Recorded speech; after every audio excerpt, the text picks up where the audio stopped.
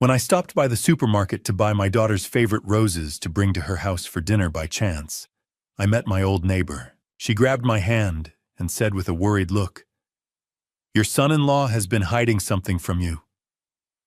When I looked bewildered, she told me a truth that shocked me to the bone. I was forced to make a decision to destroy all the lies in order to save my beloved daughter. Welcome, everyone. Please like, subscribe, and comment where you're watching from.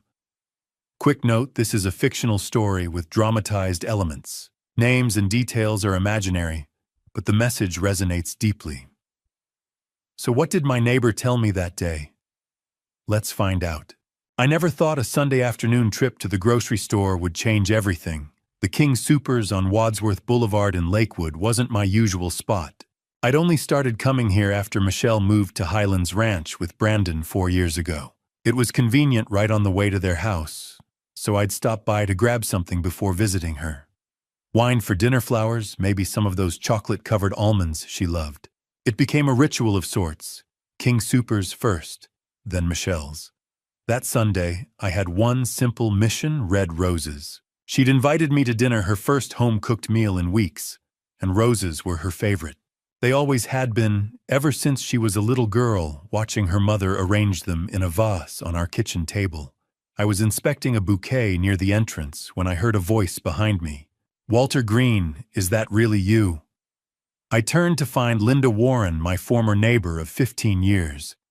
She wore a King Supers apron, her silver hair pulled back neatly. We'd lost touch after she moved to live with her son and daughter-in-law almost 2 years ago. "Linda, I didn't know you worked here." "Started a few months ago," she said with a tired smile. "Part-time at the register. Keeps me busy." Then her expression shifted. She glanced around and lowered her voice. "Walter, do you have a minute? I need to talk to you about something. About Brandon." My grip tightened on the cart handle. "What about him?" She hesitated, then leaned closer. "Last Tuesday I saw him here. He was shopping with a woman." "A woman?" "Yes. Young, maybe 30. Long dark hair, very put together. She was wearing a designer coat and had this diamond bracelet on her wrist. Big stones, the kind that catches the light." I tried to rationalize it. Maybe a co-worker? "He works in real estate, meets a lot of people." Linda shook her head slowly. "Walter, they weren't just shopping together. They were together." Brandon had his arm around her waist. She was leaning into him, laughing. They were looking at each other the way married people do, the way you and Sarah used to. The words struck hard, but I kept my voice steady. "Are you sure it was Brandon?" "Walter, I was at his wedding. I've known that boy for years." Her voice was firm now. "When I saw them by the wine aisle, I walked over and called out to say hello. Brandon looked right at me. I know he recognized me. But before I could say anything more, he spoke. Cold as ice, he said, 'I don't know you, ma'am.'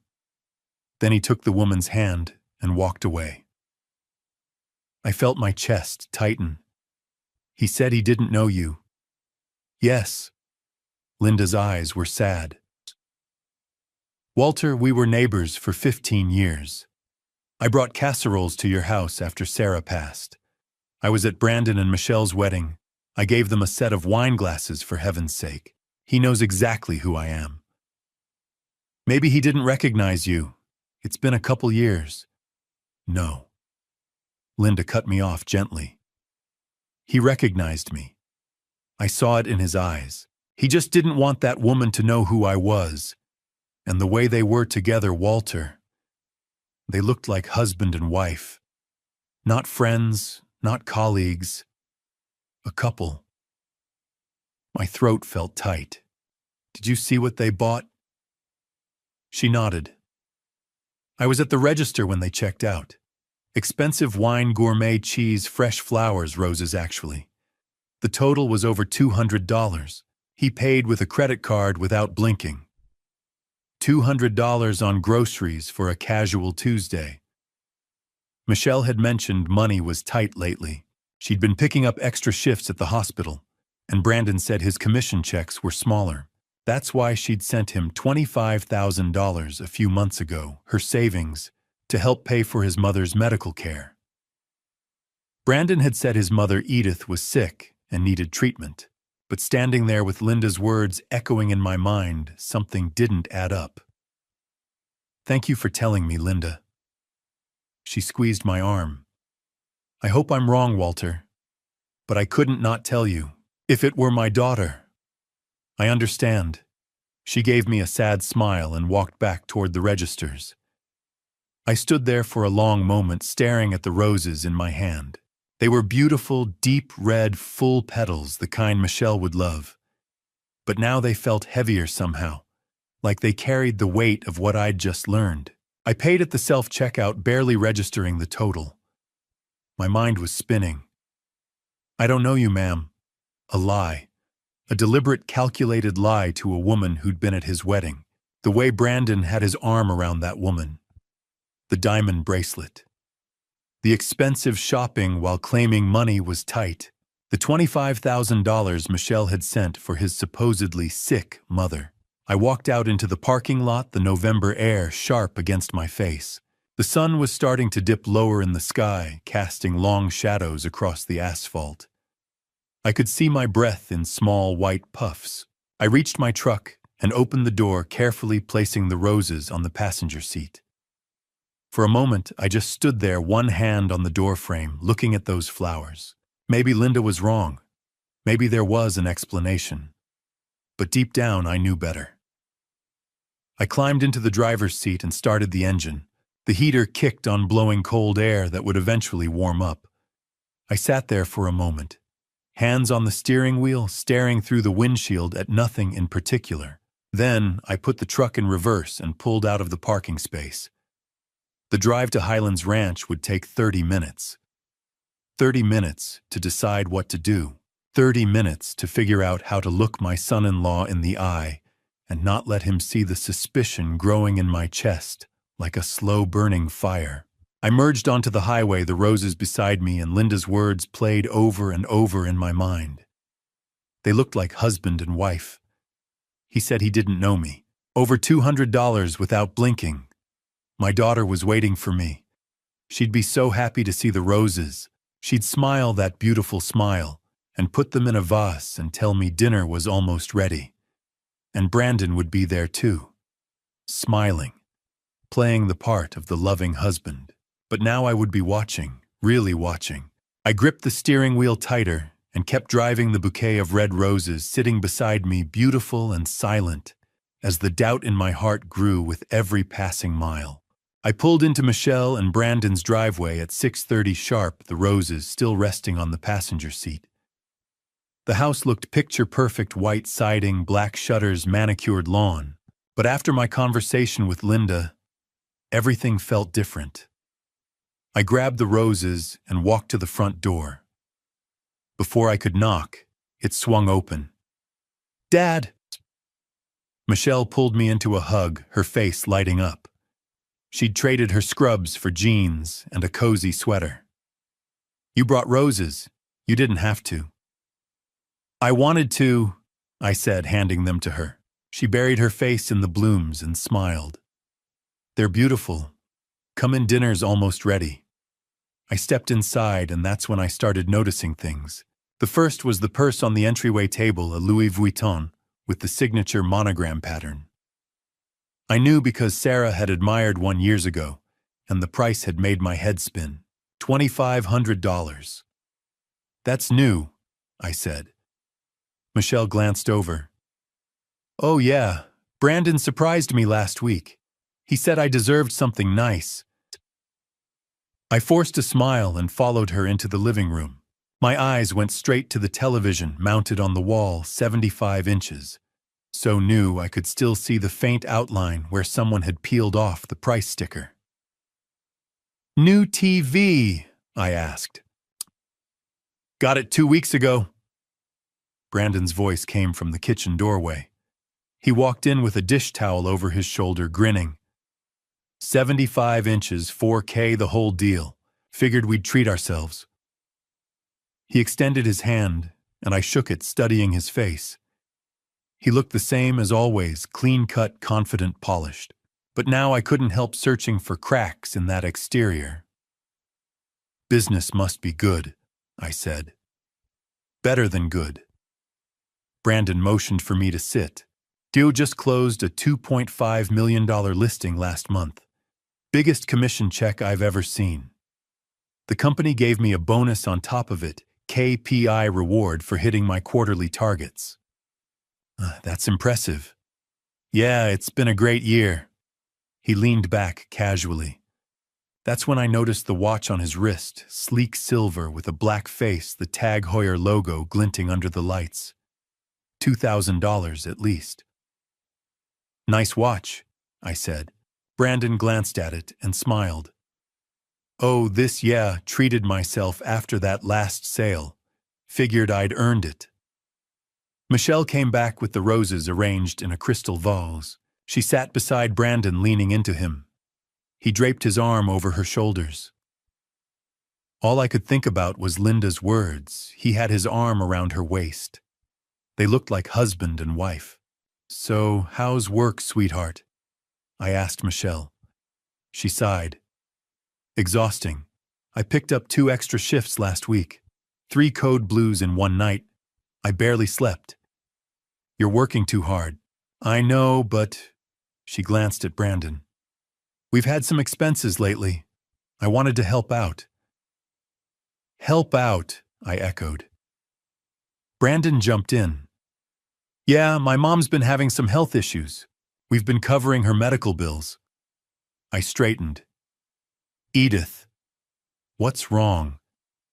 His expression flickered discomfort, maybe irritation. "She's got heart problems. Needs medication monitoring. It's been expensive." "How expensive?" Michelle answered. "I sent Brandon $25,000 a few months ago, from my savings, to cover her treatment and make sure she was comfortable. $25,000. The number hit me hard.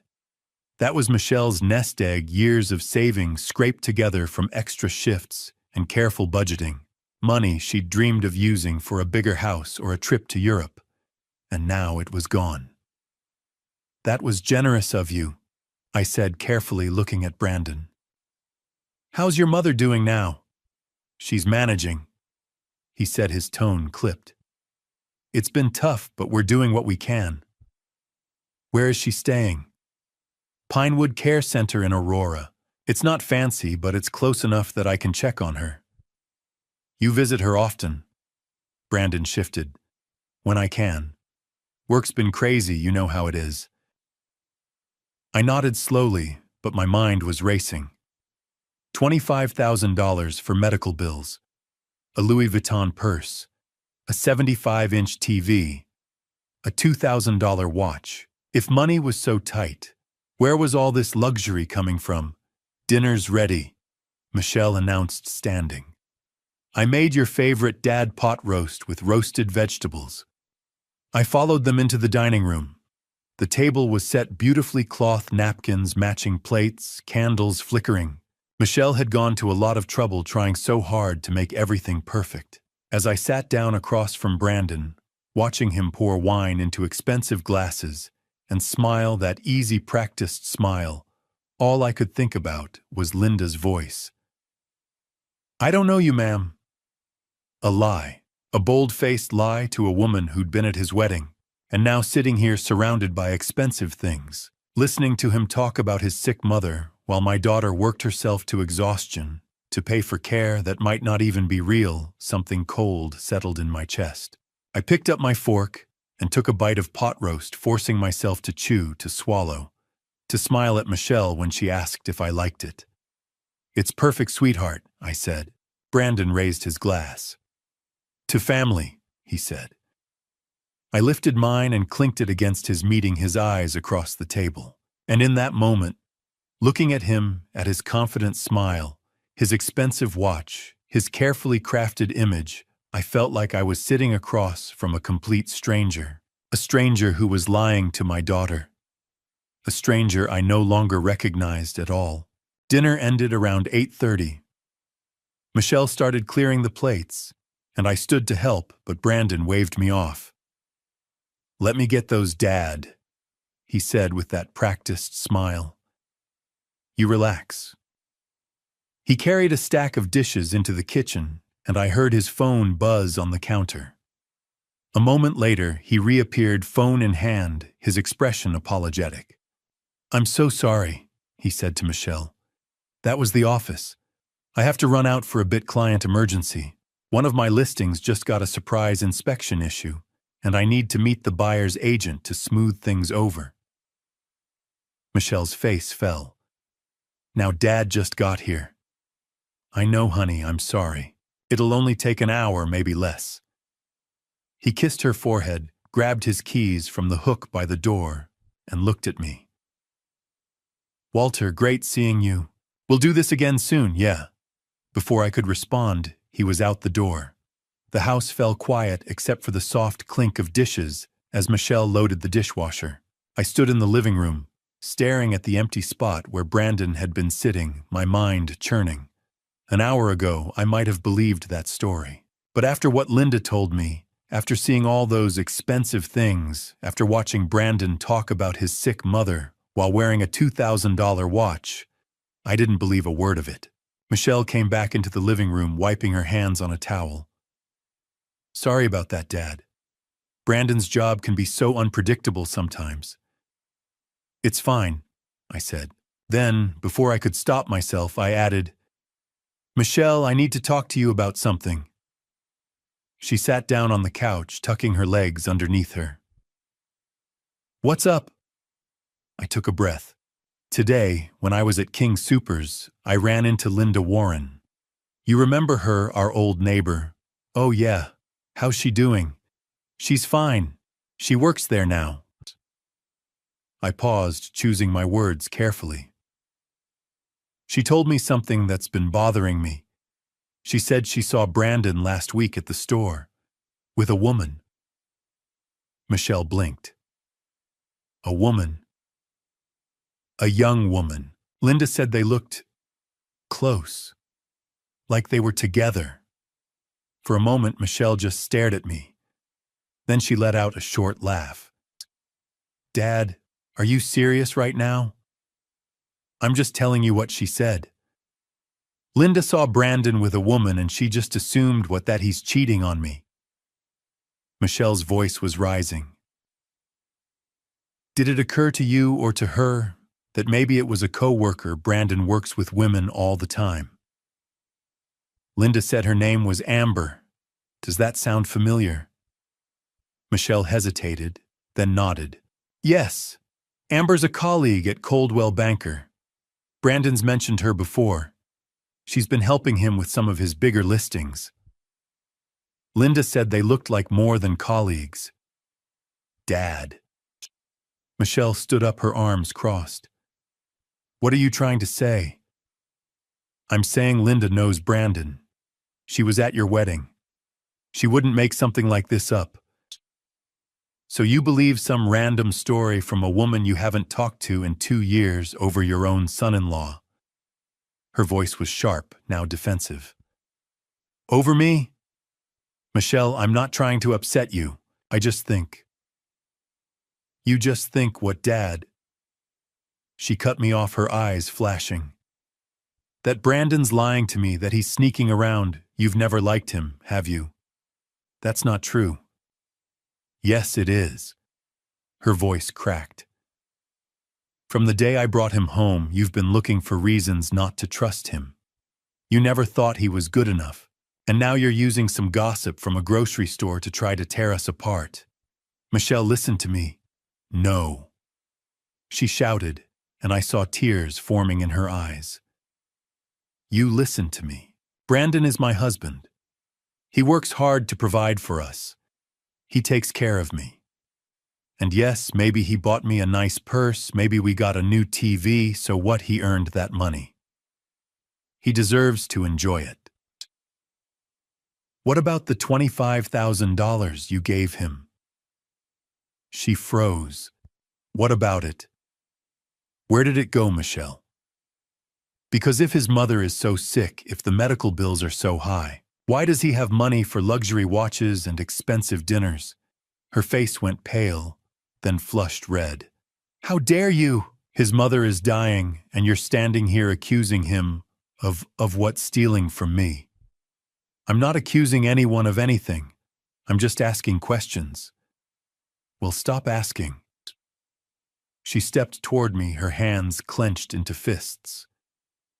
You don't get to come into my house and interrogate me about my marriage. You don't get to make me doubt my husband because some old neighbor thinks she saw something.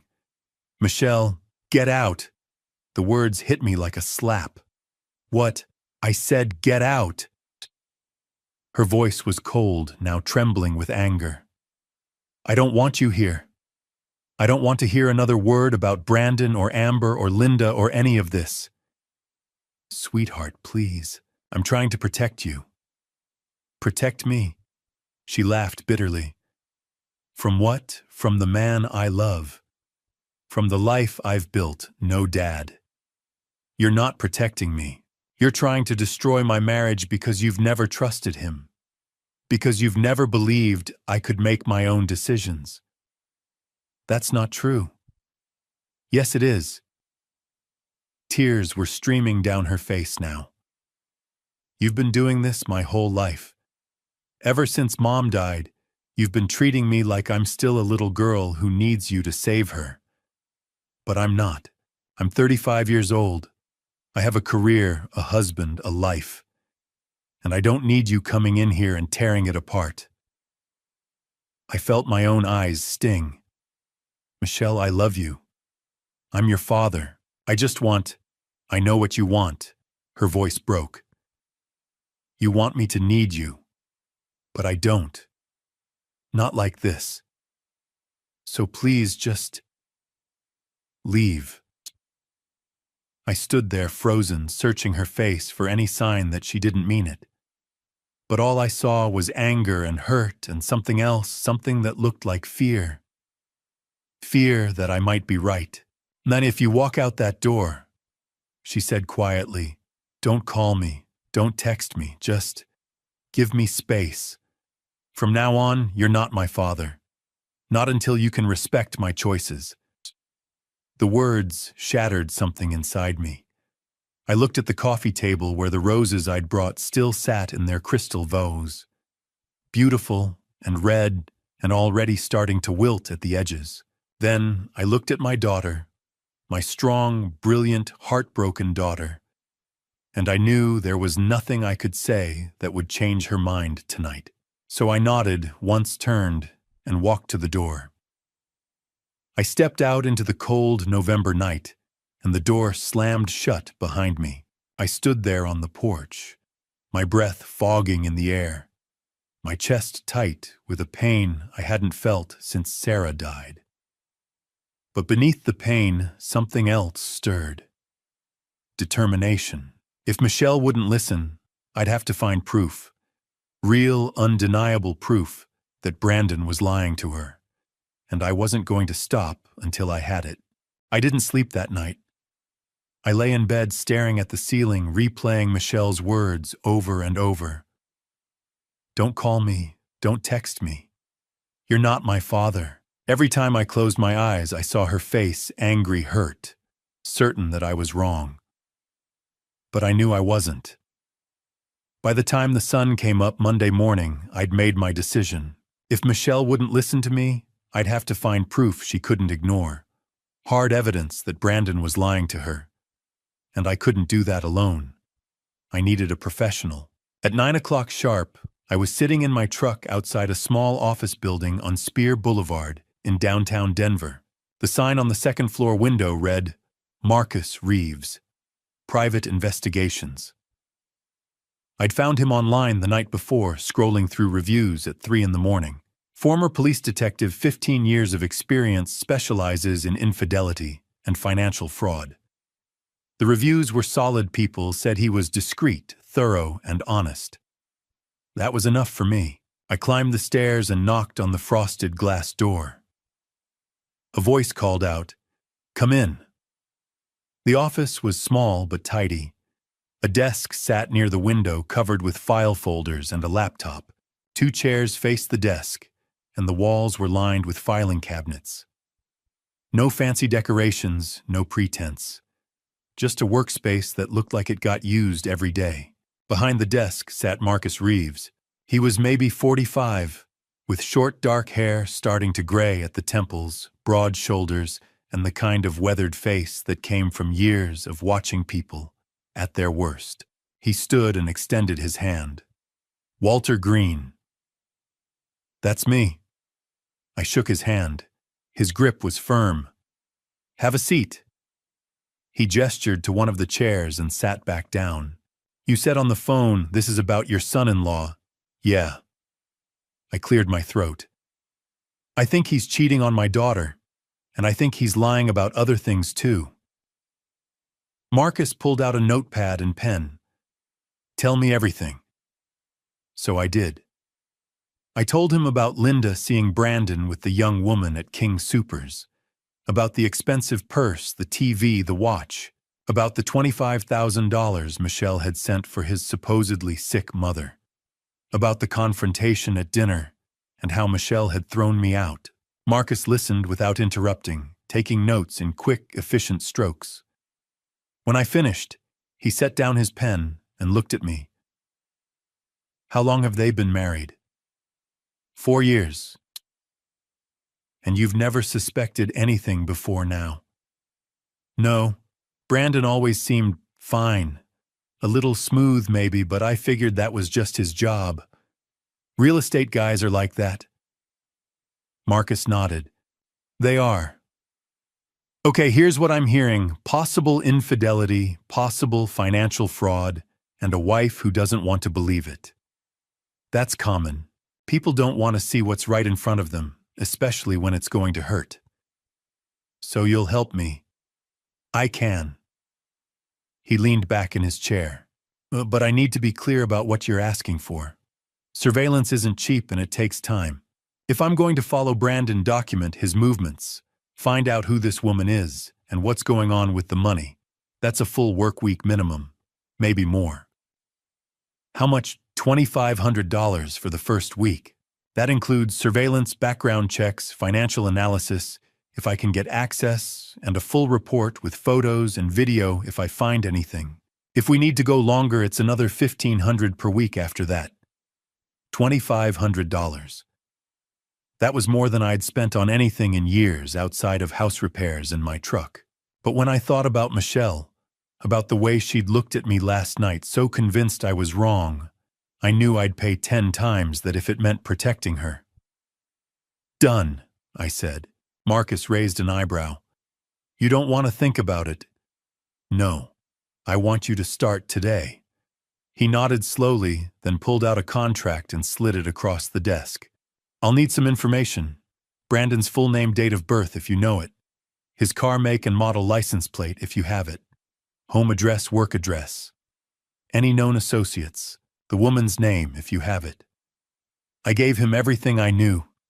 Brandon Coleman, 37 years old. Silver Audi Q5 license plate I'd memorized from seeing it in Michelle's driveway 100 times. Their address in Highlands Ranch. Coldwell Banker's office address downtown. And the name Amber, no last name. But Michelle had said she worked at the same real estate office. Marcus wrote it all down. "This Amber, do you know anything else about her? Just that she's young, maybe 30. Dark hair. Linda said she was wearing a diamond bracelet and a designer coat." "That's helpful. I'll start with the office, see if I can identify her." He looked up at me.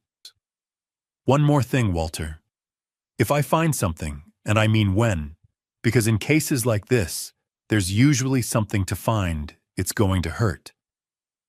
You're going to see things you don't want to see. Are you prepared for that?" I thought about Michelle's face, her trust in Brandon, her belief that I was the one tearing her life apart. "I'm prepared," I said. Marcus nodded and stood, extending his hand again. "Then we have a deal. I'll start surveillance this afternoon. I'll send you daily updates, text, or email, whichever you prefer. Photos, locations, notes. If I find anything significant, I'll call you right away. Thank you. Don't thank me yet, he said. Let's see what we find first. I left the office and walked back to my truck.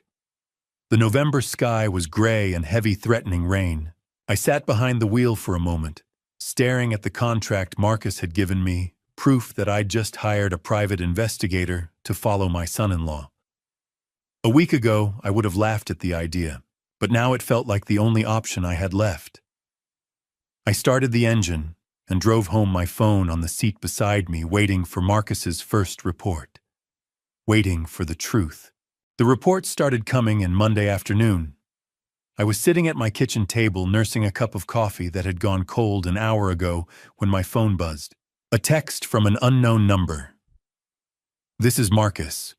First update attached. Call if you have questions. I opened the attachment with shaking hands. The first photo showed Brandon's silver Audi parked in the lot at Cherry Creek Shopping Center. The timestamp read 12:47 p.m., barely 3 hours after I'd left Marcus's office. The second photo made my stomach drop. Brandon stood beside his car, his arm wrapped around a young woman's waist. She was laughing, her head tilted back, long, dark hair catching the sunlight. He was looking down at her with an expression I'd seen him give Michelle 1,000 times: affectionate, intimate, familiar. The third photo showed them kissing. I stared at the screen until my eyes burned, then set the phone down and pressed my palms against the table to stop my hands from shaking. There it was. Proof. Undeniable photographic proof that Linda had been right. I called Marcus. "Did you get the photos?" he asked. "Yeah." My voice sounded hollow. "That's her. That's the woman Linda saw. Her name's Amber Wright. 30 years old, works at Coldwell Banker, same office as Brandon. I talked to a couple people who know her. Sounds like they've been seeing each other for over a year. A year. Michelle and Brandon had been married for 4 years, and he'd been cheating on her for at least one of them. "I'll keep following him," Marcus said. "If there's more, I'll find it." "Thank you," I managed. He hung up, and I sat there alone in my kitchen, staring at the photos on my phone, feeling like the floor had opened up beneath me. Tuesday's report came at 2 in the afternoon. This time, it was a video. Marcus had followed Brandon and Amber to Capitol Grill, an upscale steakhouse downtown. The footage showed them sitting at a corner table, candlelight flickering between them.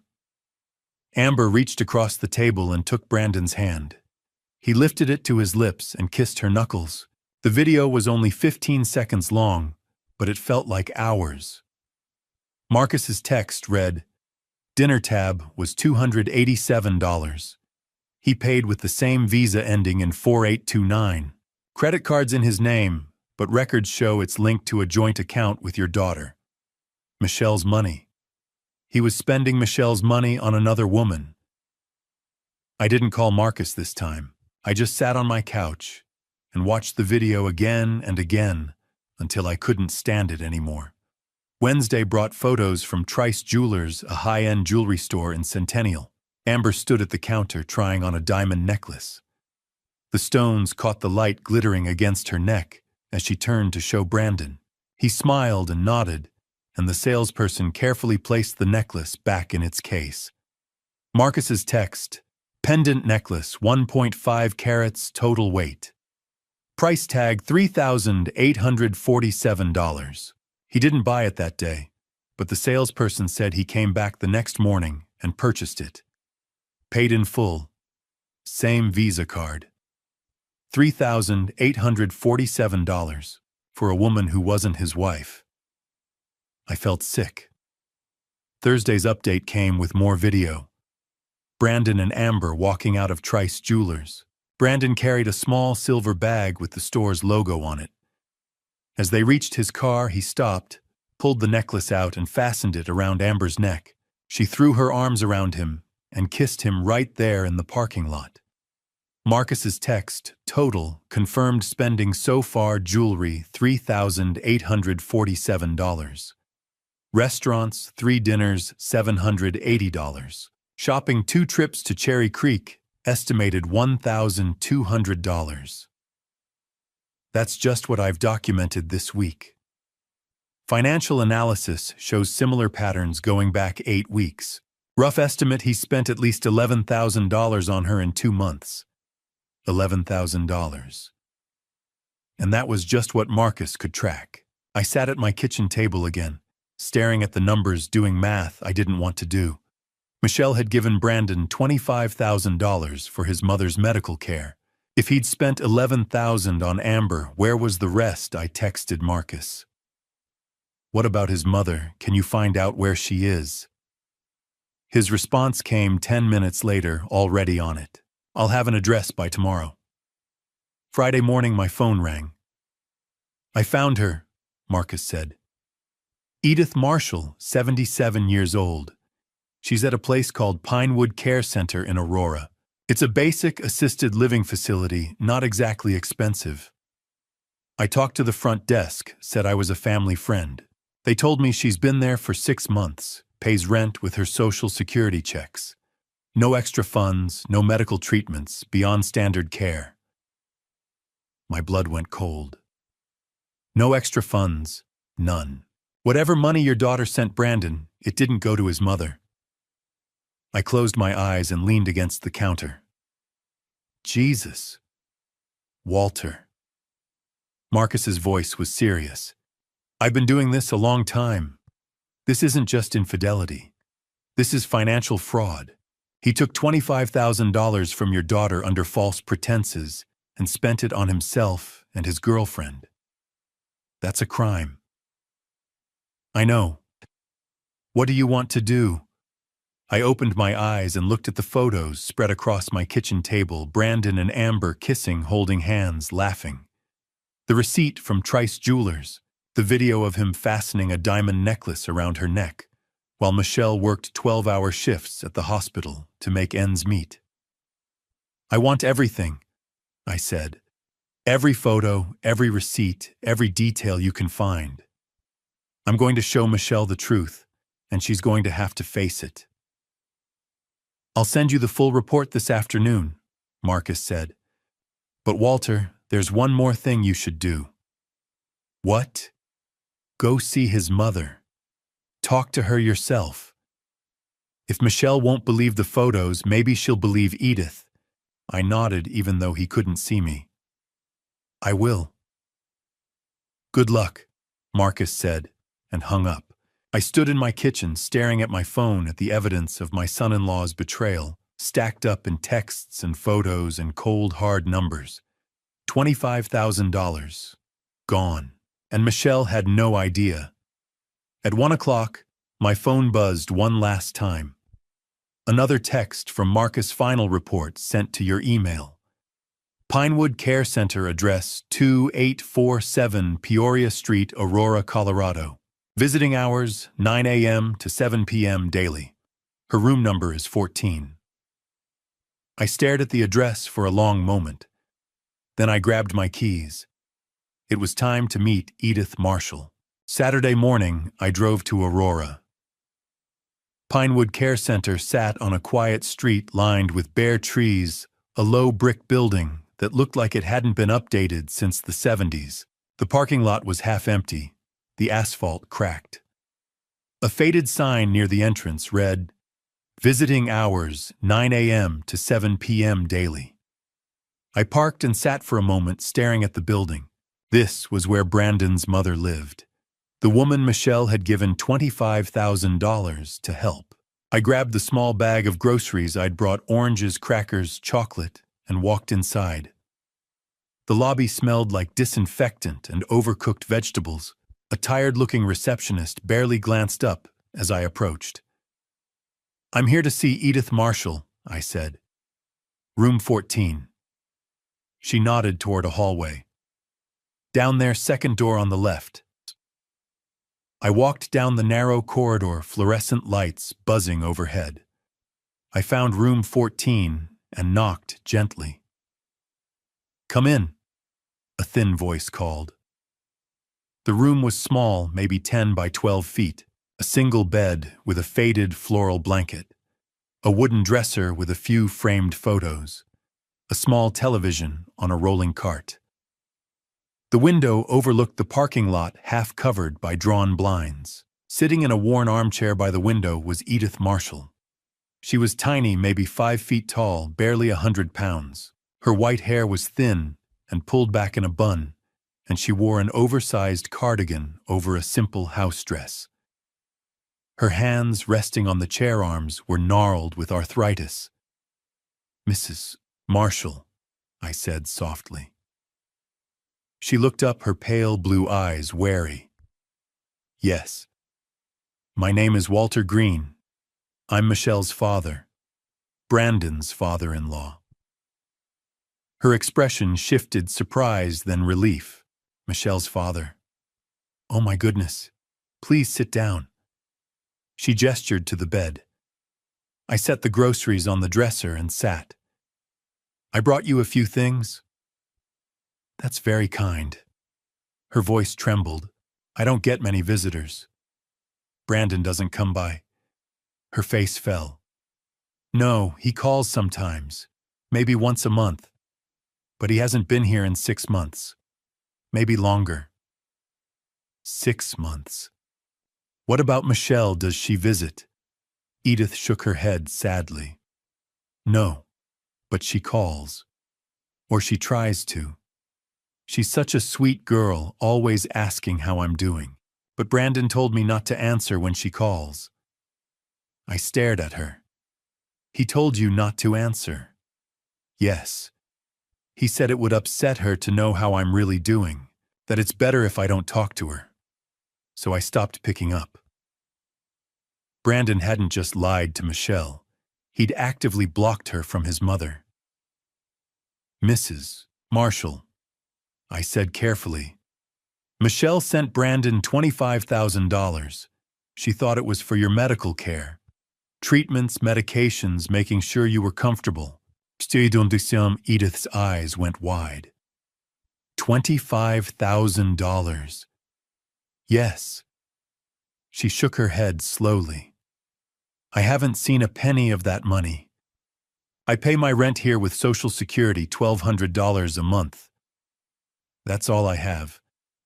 The staff are kind, but this place isn't expensive, and I'm not getting any special treatments, just regular medications for blood pressure and arthritis."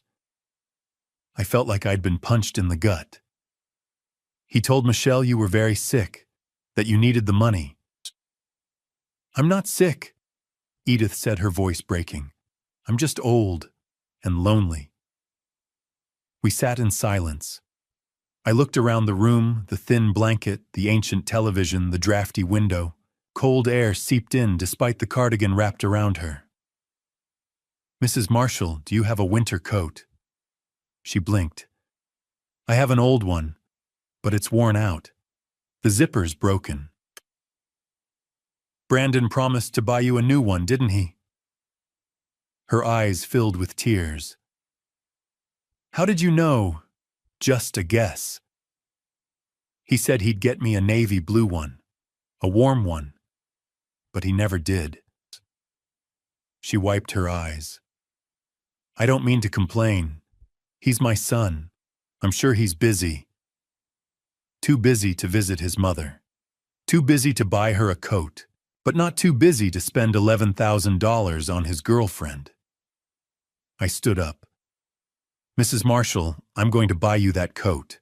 Navy blue, just like he promised. And I'm going to bring Michelle here to see you. Soon." Edith looked up at me, her eyes wide with hope. "You will, I promise." She reached out and took my hand, her grip weak but warm. "Thank you, Walter. You're a good man. Michelle is lucky to have you." I squeezed her hand gently and left. I sat in my truck, staring at the building. The image of Edith's cold, lonely room burned into my mind. $25,000. Michelle had given Brandon $25,000. Marcus had tracked $11,000 spent on Amber jewelry dinners shopping. That left $14,000. $14,000 that wasn't going to Edith's care. Wasn't going to medical bills or a better facility or the warm coat Brandon had promised her. Where had it gone? I pulled out my phone and called Marcus. I just met his mother, I said, and she's living in a bare room with broken heating, paying rent with Social Security. She hasn't seen a dime of that $25,000. Brandon's been lying about everything. Marcus was quiet for a moment. So, what's your next move? I looked back at the building at the window where Edith's room was. I thought about Michelle working herself to exhaustion, trusting the man she loved. I thought about Brandon kissing Amber in parking lots, fastening diamond necklaces around her neck, spending money that wasn't his, while his own mother sat alone in a cold room waiting for a coat he'd never buy. I'm going to find out where the rest of that money went, I said, and then I'm going to show Michelle everything. Every photo, every receipt, every lie. Good, Marcus said. I'll keep digging. I hung up and started the engine. $14,000. Brandon had stolen from Michelle, abandoned his mother, lied to everyone, and I was going to make sure he paid for it. I was still sitting in my truck outside Pinewood Care Center when my phone buzzed at 3 o'clock Saturday afternoon. An email from Marcus. The subject line read, "Urgent, found something big." I opened it. Walter, I dug into Brandon's credit card records from the past 2 months. November 3rd to 7th, he told Michelle he was going to San Diego for a real estate conference. That was a lie. I traced his hotel booking to the St. Regis Aspen Resort in Colorado. 4 nights, $1,350 total, paid with his visa ending in 4829. Amber Wright posted photos from Aspen on social media. During those exact dates, she deleted them after 24 hours. But I got screenshots before they disappeared. I'm attaching everything. Call me. My hands shook as I scrolled through the attachments. The first was a screenshot from Amber's social media. The photo showed her standing on a snow-covered balcony mountains in the background, wearing a fur-trimmed coat and holding a glass of champagne. The caption read, "Living my best life." The location tag, St. Regis Aspen Resort. The date, November 4th, 2024. The second attachment was a hotel receipt. St. Regis Aspen Resort. Guest name, Brandon Coleman. Check-in, November 3rd, check-out, November 7th. Room rate, $337.50 per night. Total, $1,350. Payment method, Visa ending in 4829. The same card he'd used to buy Amber's necklace. The same card linked to the joint account he shared with Michelle. I kept scrolling.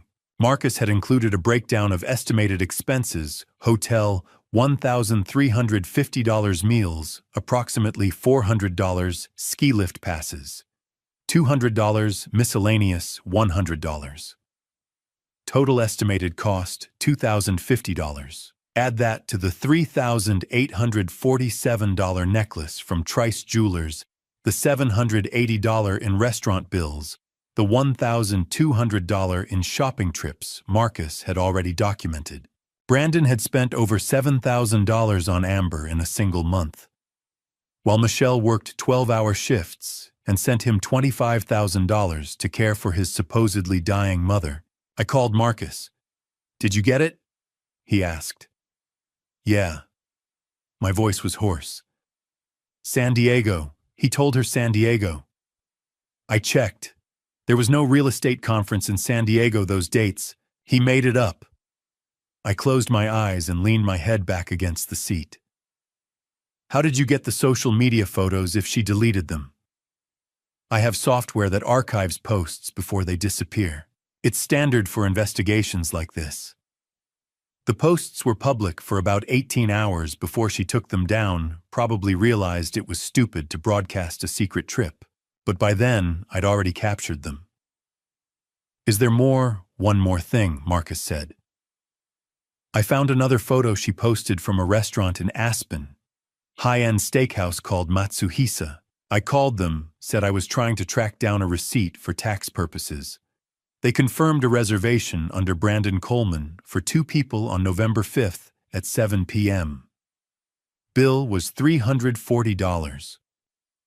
$340 for one dinner. Walter, I know this is hard to hear, but you need to understand what you're dealing with.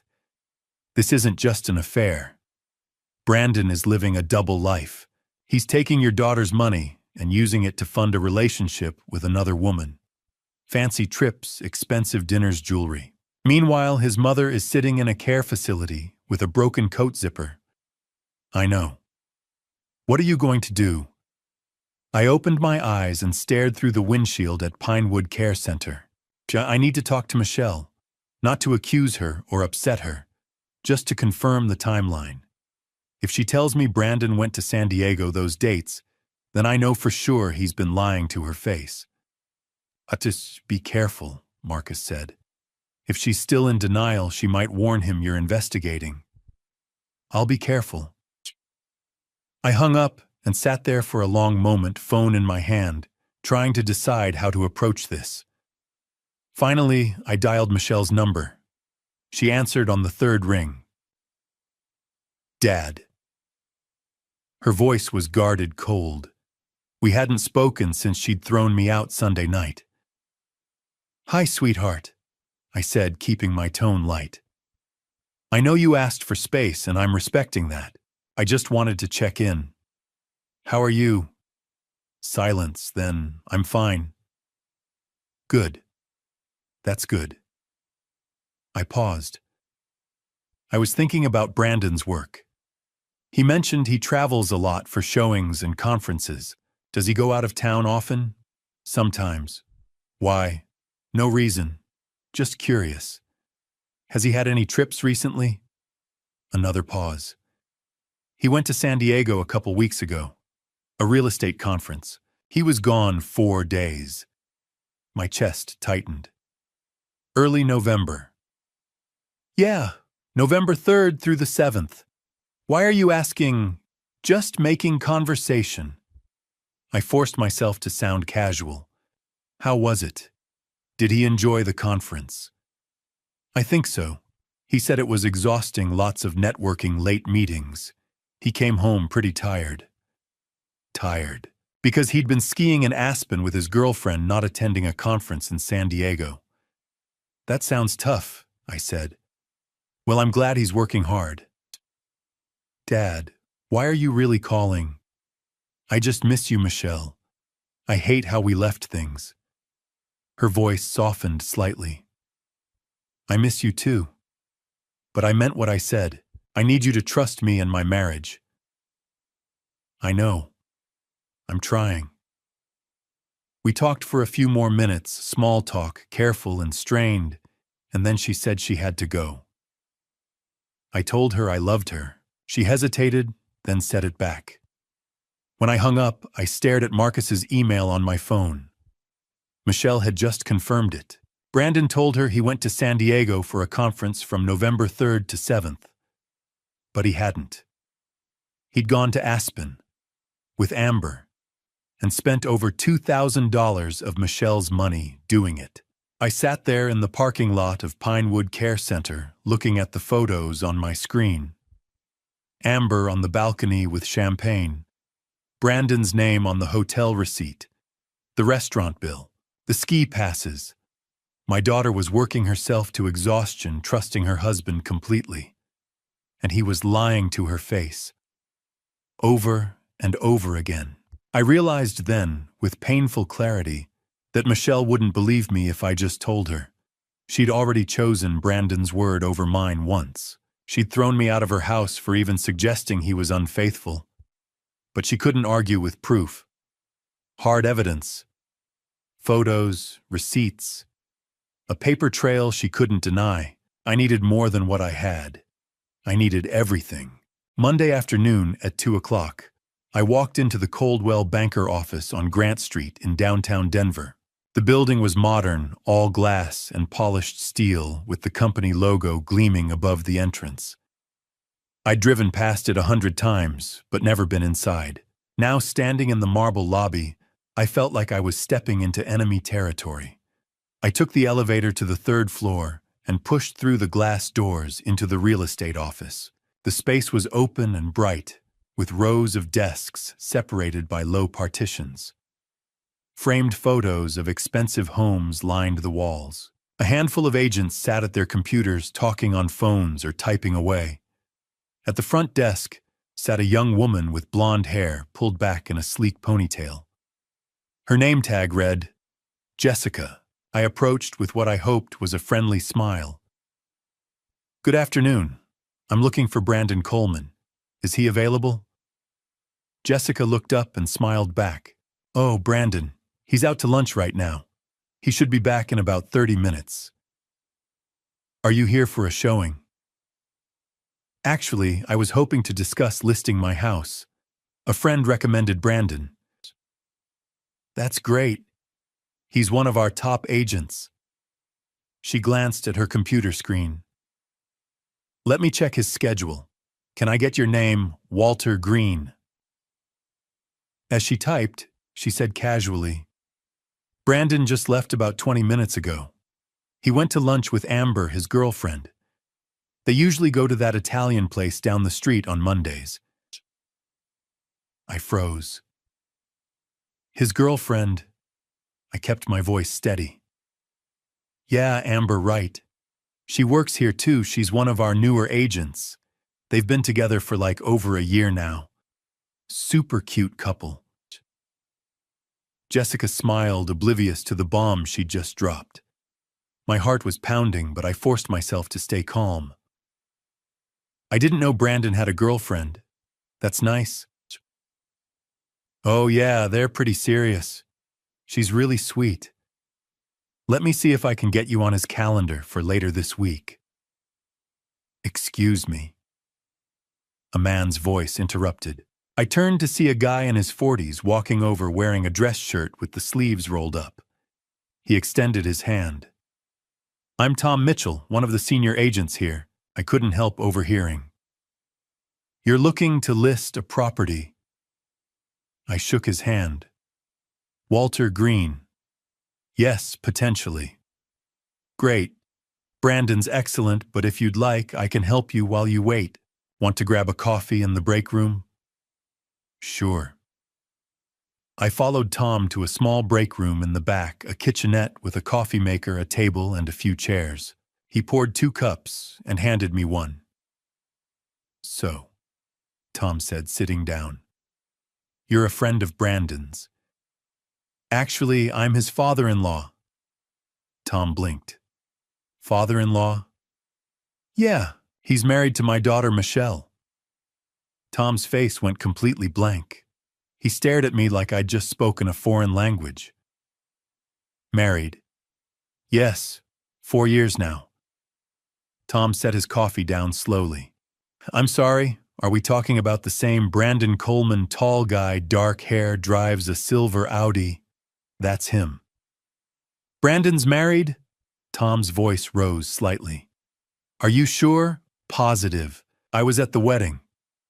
Tom leaned back in his chair, rubbing his face. Jesus Christ, I've worked with Brandon for 3 years. I've never heard him mention a wife. Not once. My chest tightened. Never. He talks about Amber all the time, where they went for dinner trips, they're planning gifts he's buying her. The whole office knows they're together. But a wife? Tom shook his head. He's never said a word. What about social events, office parties? Does he bring anyone? He brings Amber, every time. Last year's Christmas party, the summer picnic, happy hours. It's always Amber. Tom looked genuinely disturbed now. Walter, I'm being straight with you. Everyone here thinks Brandon's single. Well, not single anymore because of Amber, but definitely not married. I felt like I'd been punched in the stomach. So he's been pretending Michelle doesn't exist. I guess so. I mean, damn, I had no idea. Tom paused. Does your daughter know about Amber? She knows Amber's name. Brandon told her Amber's a colleague. Nothing more. Tom let out a long breath. Man, that's messed up. I'm really sorry. I wouldn't have said anything if I'd known. No. I cut him off. I'm glad you did. I needed to hear it. We sat in silence for a moment. From the main office, I could hear phones ringing, people talking, the hum of daily business. Normal sounds. But nothing about this felt normal. How long did you say they've been together? I asked. Brandon and Amber. Over a year at least. Maybe longer. They started getting close around last summer, I think. July or August. By fall, it was pretty obvious they were a couple. Over a year. My mind raced doing the math. Michelle and Brandon had their third wedding anniversary last June, which meant he'd started seeing Amber barely a month later. Does Amber know he's married? I asked. Tom shrugged. I have no idea. If she does, she's never mentioned it either. I stood up my coffee untouched. Thank you for your honesty, Tom. Yeah, of course. He stood too, looking uncomfortable. Listen, are you going to talk to Brandon about this? Eventually. Do me a favor, don't tell him I said anything. I don't need the drama at work. I won't. Tom walked me back to the lobby. Jessica looked up as we passed, still cheerful and oblivious. Did you want to schedule something with Brandon, Mr. Green? Not today, I said. I'll call him. I walked out of the office and down to the parking garage, my footsteps echoing in the concrete stairwell. When I reached my truck, I sat behind the wheel and gripped it hard, trying to steady my breathing. Brandon had erased Michelle from his life. At work, he was single. Dating Amber, taking her to office parties, introducing her to colleagues, building a whole separate world where his wife didn't exist. And everyone believed him. Jessica thought Amber was his girlfriend. Tom had worked with him for 3 years and never heard Michelle's name. The entire office saw him as one half of a happy couple, just not the couple he'd actually married. My daughter had been deleted. I started the engine and pulled out of the garage onto Grant Street, heading home. But I wasn't going home to rest. I was going home to call Marcus, because now I had everything I needed. Tuesday morning, I drove back to Marcus's office. When I walked in, he was already waiting, a thick manila folder sitting on his desk. He gestured to the chair across from him. This is everything, he said, tapping the folder. Every photo, every receipt, every detail I could find. It's all here. I sat down and he slid the folder across the desk. I opened it. The first page was a timeline, dates, locations, events, all laid out in neat columns. November 3 to 7, Aspen trip with Amber Wright.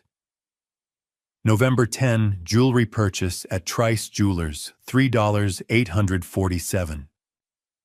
November 12th, dinner at Capitol Grill, $287. On and on, a chronicle of betrayal spelled out in black and white. Behind the timeline were the photos, more than 50 of them. Brandon and Amber at Cherry Creek Shopping Center holding hands in the parking lot. Brandon fastening the diamond necklace around her neck. The two of them at a candlelit table at Capitol Grill, Amber on the balcony and Aspen champagne in hand. Then came the receipts. Hotel bills, restaurant tabs, credit card statements showing charges to the Visa ending in 4829, the joint account Brandon shared with Michelle. I dug deeper into Amber Wright, Marcus said. 30 years old. She and Brandon dated about 6 years ago before he met your daughter. They broke up. He moved on, married Michelle. Then, a year and a half ago, Amber got hired at Coldwell Banker. They reconnected and started the affair. Yeah, from what I can tell, Amber thinks Brandon's getting divorced. She's been posting on social media about new beginnings and fresh starts. I don't think she knows he's still living with his wife. I closed my eyes for a moment. Even Amber was being lied to. How much has he spent on her? I asked. Marcus pulled out a spreadsheet. Why, based on what I can document, Trice Jewelers necklace, $3,847. Aspen trip, approximately $2,050. 3 dinners at high-end restaurants, $780. Shopping trips at Cherry Creek, estimated $1,200. Flowers, wine gifts, another $600 or so. Total confirmed spending just over $11,000. In 2 months. In 2 months, Marcus confirmed. And that's just what I could track. There's probably more. I stared at the numbers. $11,000 of Michelle's money spent on another woman, and that left $14,000 from the original $25,000, still unaccounted for. What about the rest of the money? I asked.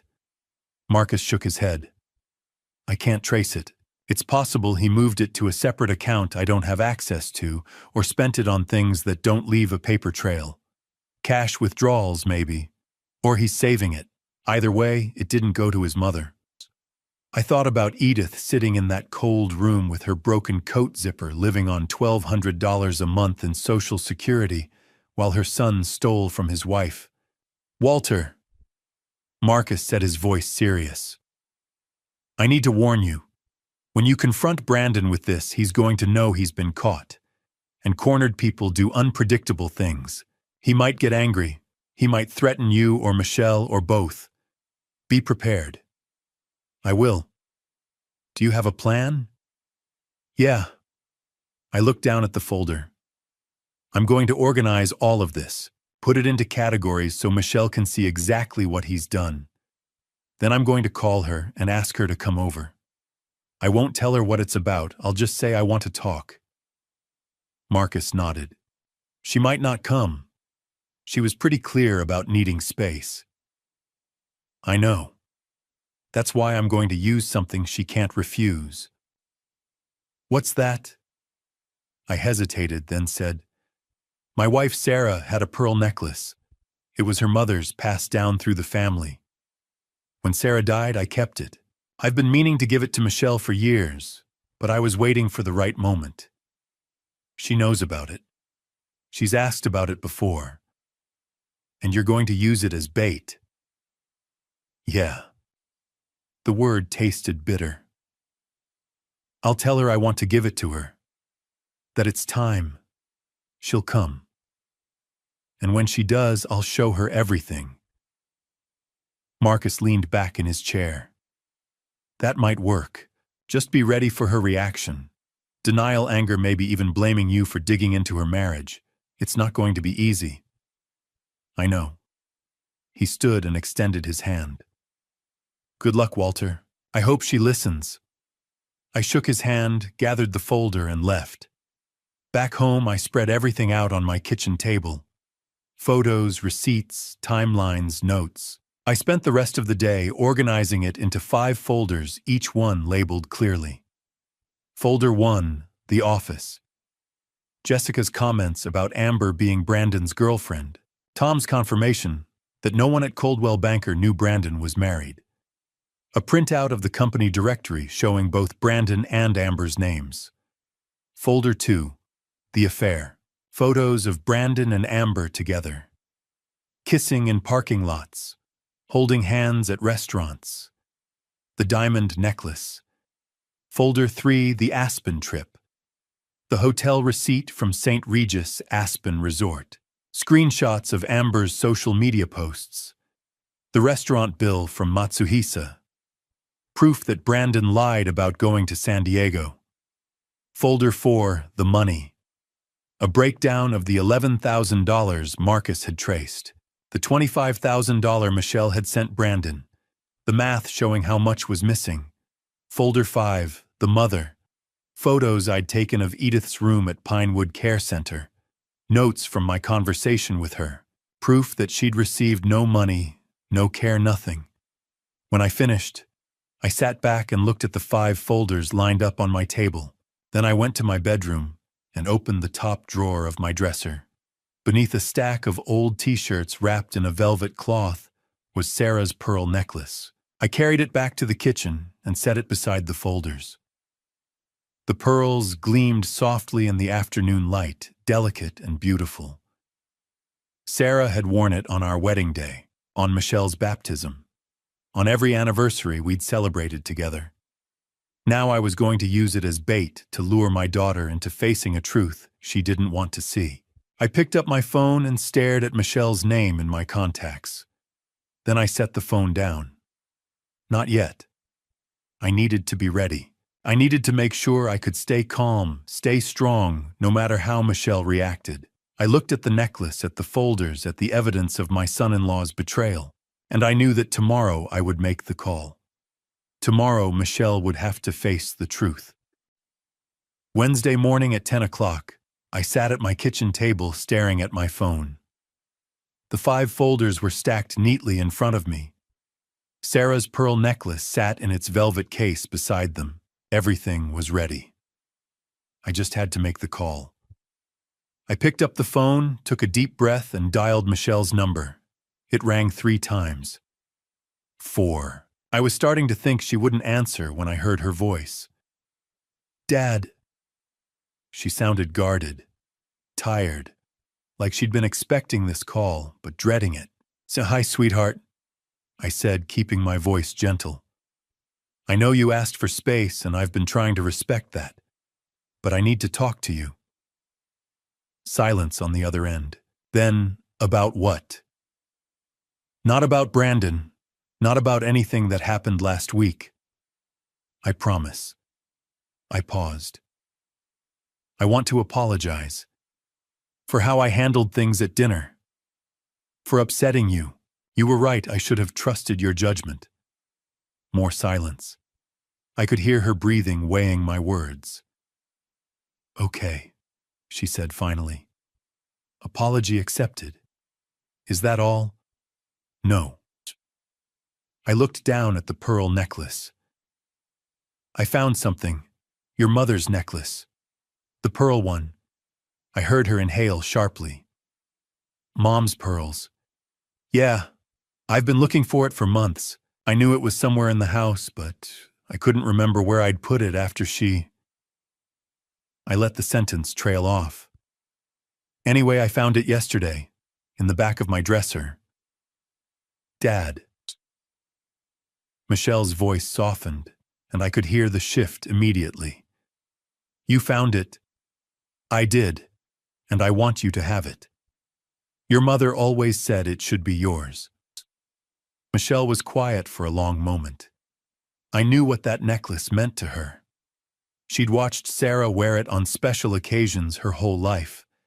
At our anniversary dinners, at Michelle's college graduation, at parent-teacher conferences when Michelle was in elementary school and Sarah wanted to look her best.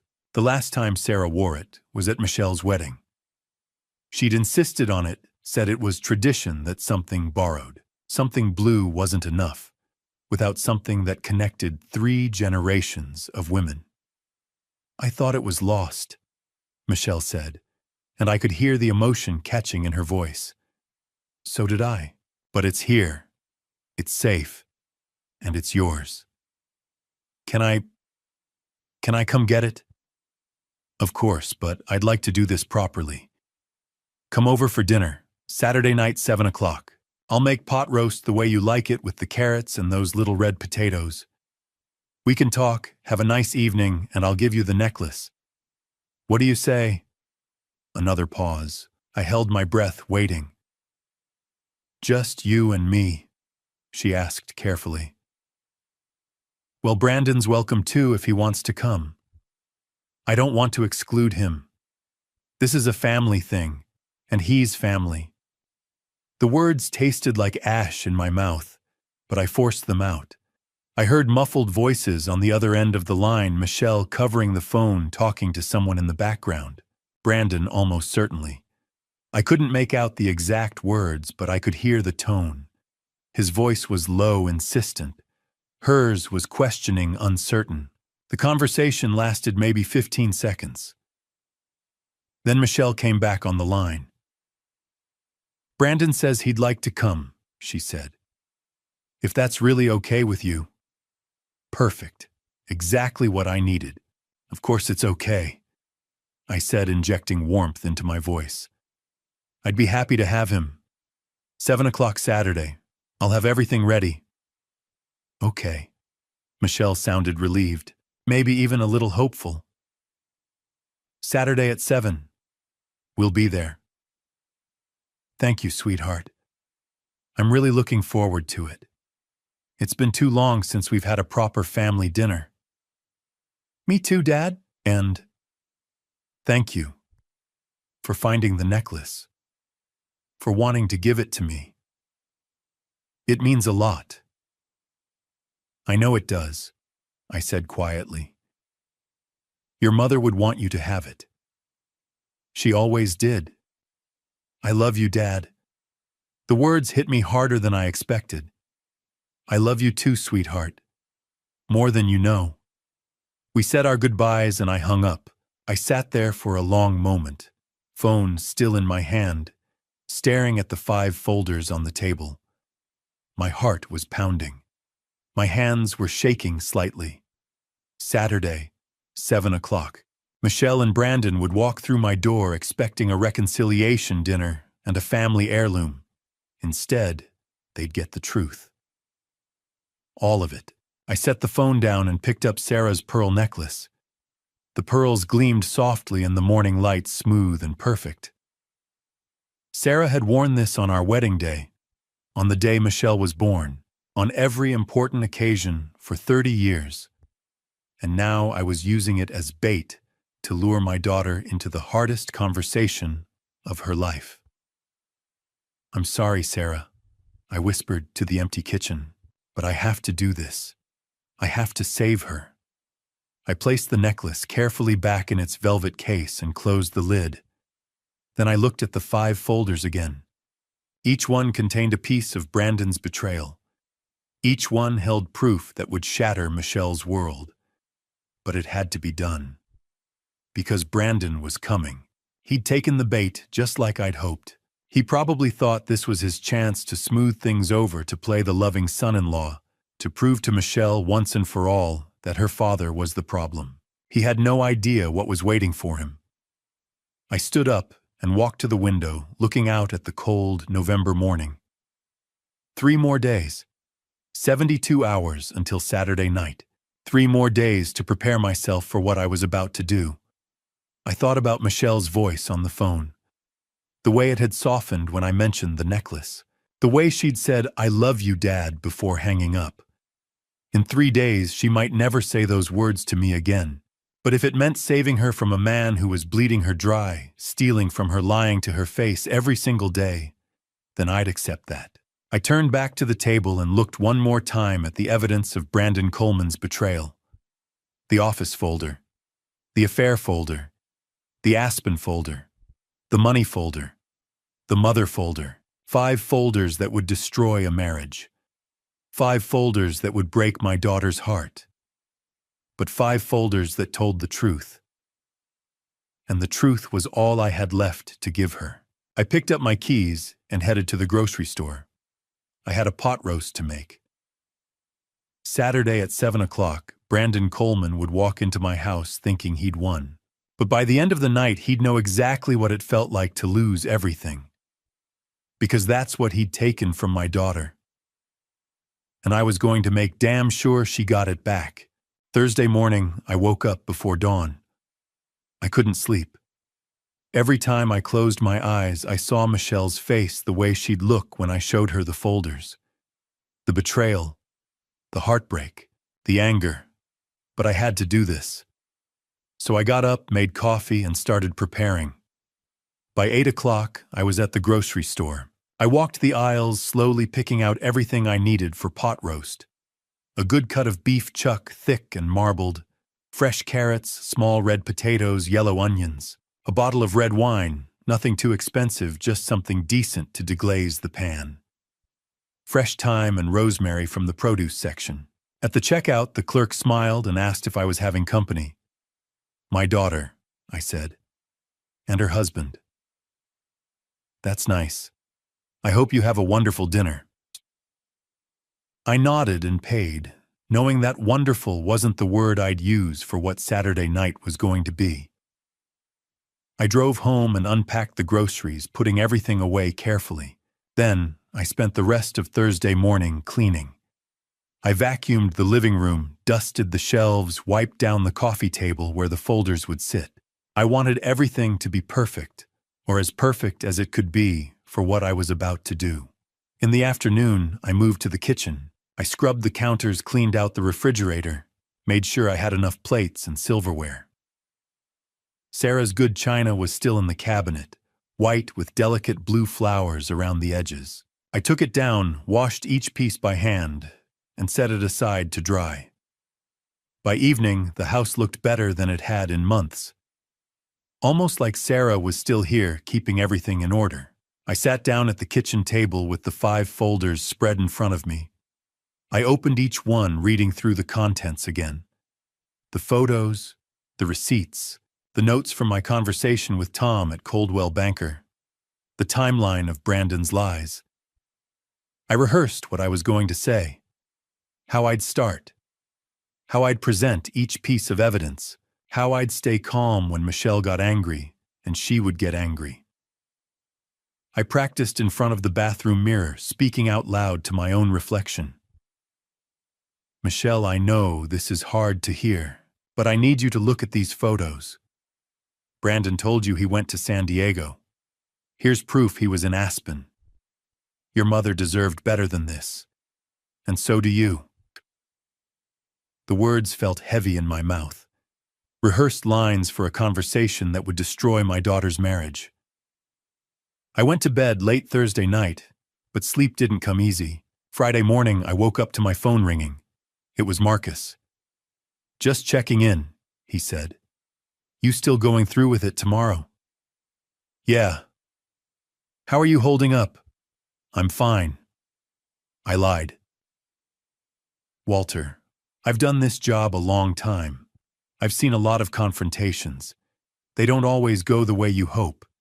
Be prepared for Michelle to defend him, to get angry at you instead of him. People don't want to believe the worst about the person they love." "I know." "And be careful with Brandon. If he feels cornered, he might react badly. Yelling threats may be worse. Do you have anyone who can be there with you?" "No. It has to be just the 3 of us." Marcus sighed. "All right. But if things get out of hand, call the police. Don't try to handle it yourself." "I won't." "Good luck, Walter. I hope she listens." "Me too." I hung up and spent the rest of Friday morning preparing the pot roast. I browned the beef in a heavy Dutch oven, the smell filling the kitchen. Then I added the wine, the broth, the vegetables, the herbs. I covered it and slid it into the oven on low heat, letting it cook slowly the way Sarah used to do it. By noon, the house smelled like home, like family dinners and Sunday afternoons and everything Michelle associated with safety and love. I hated that I was using that against her. At 6 o'clock Friday evening, I took the 5 folders and carried them into the living room. I opened the cabinet under the coffee table and placed them inside, hidden but ready. All I'd have to do tomorrow was reach down and pull them out. Then I went back to the kitchen and checked the pot roast. It was perfect, the meat falling apart, the vegetables tender. I turned off the oven and let it rest. At 6:45, I set the dining room table. Sarah's good china, cloth napkins, candles in the center. I opened the velvet case with the pearl necklace and placed it on a small blue cushion at the head of the table, right where Michelle would sit. The pearls gleamed in the candlelight. I stood there for a moment looking at the table. It looked beautiful, like a celebration. But it wasn't. It was a trap. I checked my watch. 6:55. Michelle and Brandon would be here any minute. I walked to the living room and stood by the window watching the street. The sun had already set and the neighborhood was quiet.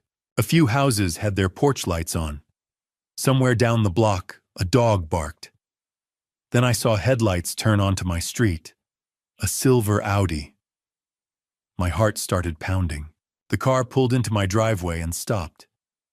The engine cut off. The doors opened. Michelle stepped out first, wearing a dark blue dress and a coat. Brandon followed, dressed in slacks and a button-down shirt. They looked like they were going to a nice dinner. They had no idea. I moved away from the window and walked to the front door. 6:58. The doorbell rang. I closed my eyes, took a deep breath, and opened the door. At 7 o'clock, Michelle and Brandon stepped into my house. Michelle looked around, taking in the clean living room, the smell of pot roast wafting from the kitchen. She smiled, but it was tentative, guarded. The tension from our last conversation still hung between us. "Hi, Dad," she said again, softer this time. Come in," I said, stepping aside. "Let me take your coats." Brandon handed me his jacket, flashing that practiced smile of his. "Thanks for having us, Walter. How've you been?" "Good," I lied. "Really good. Come on, dinner's just about ready." I led them into the dining room.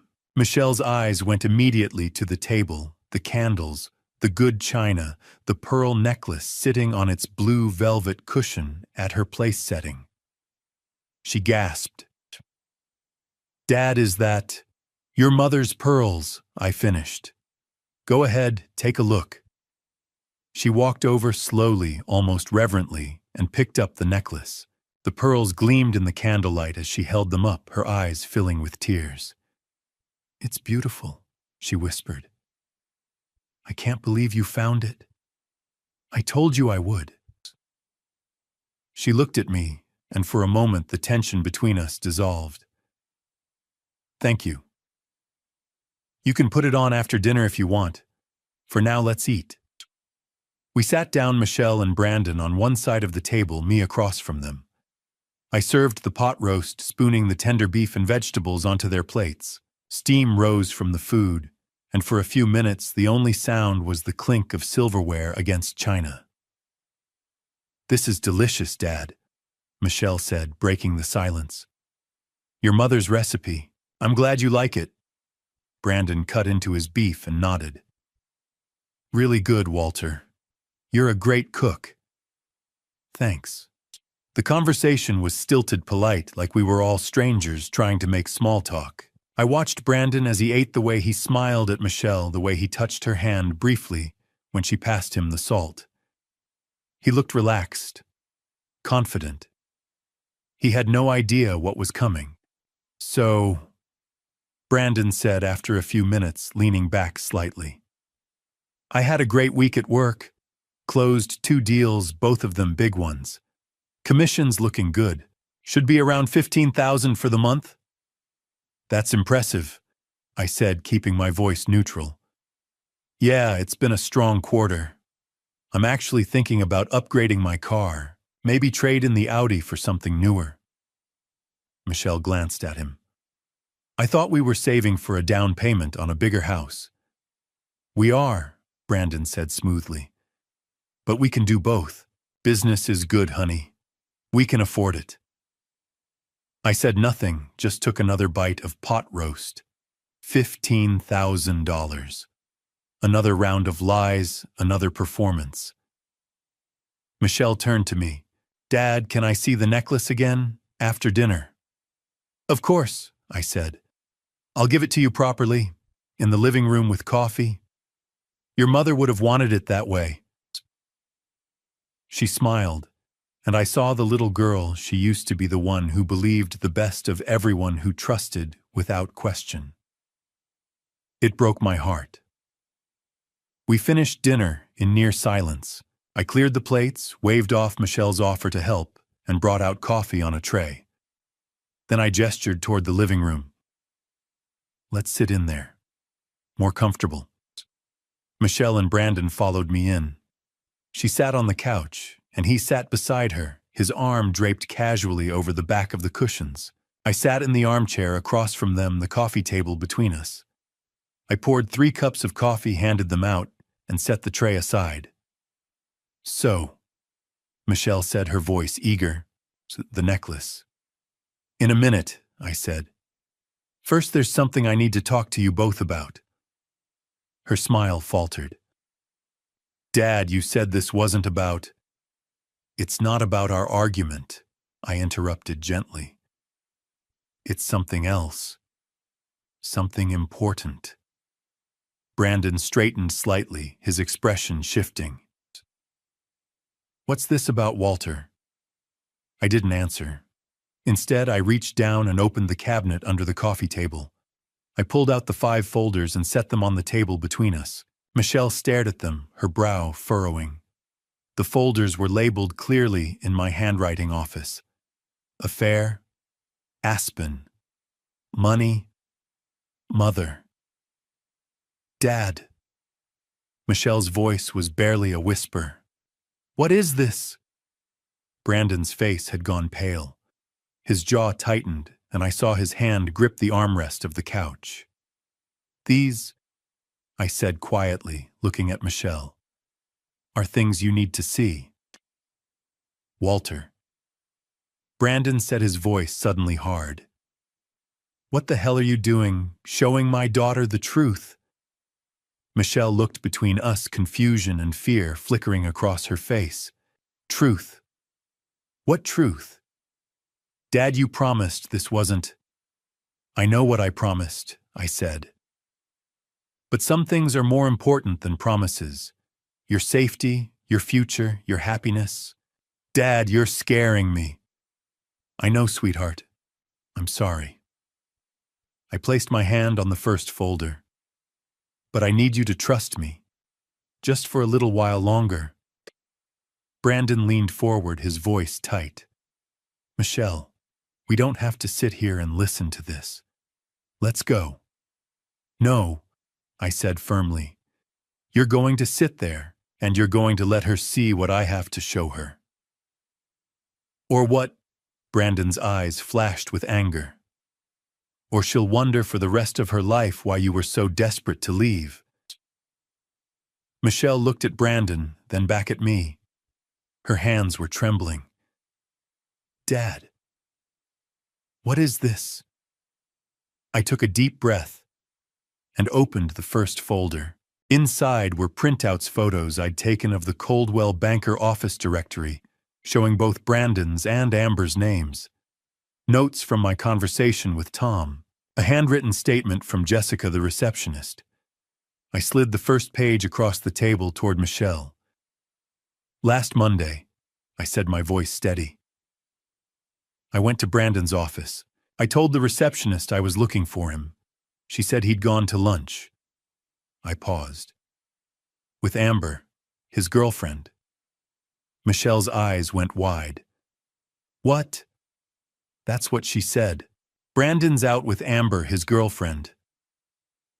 Those were her exact words. Brandon's face flushed red. She's confused. Amber's a colleague. The receptionist doesn't know what she's talking about. Then explain this. I pulled out another page, a printout of Jessica's note written in her bubbly handwriting. Brandon Coleman plus Amber Wright equals office couple together 1+ year. Michelle took the paper with shaking hands. Dad, this could be a mistake. It's not. I picked up my phone and played the recording I'd made of Tom. Tom's voice filled the room. Brandon's married. Are you sure? I've worked with him for 3 years. I've never heard him mention a wife. Not once. He talks about Amber all the time. The whole office knows they're together. Michelle's hand went to her mouth. I talked to Tom Mitchell, I said. Senior agent at Coldwell Banker. He confirmed that everyone in the office thinks Brandon is single. Or rather dating Amber. They've been bringing her to office parties, company events, happy hours for over a year. That's not, Brandon started.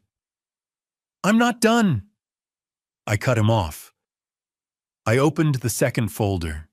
This one was full of photos. I spread them across the coffee table one by one. Brandon and Amber in the parking lot at Cherry Creek Shopping Center, his arm around her waist, her leaning into him, their lips pressed together in a kiss. Brandon and Amber at a candlelit table at Capitol Grill, holding hands across the table, him kissing her knuckles.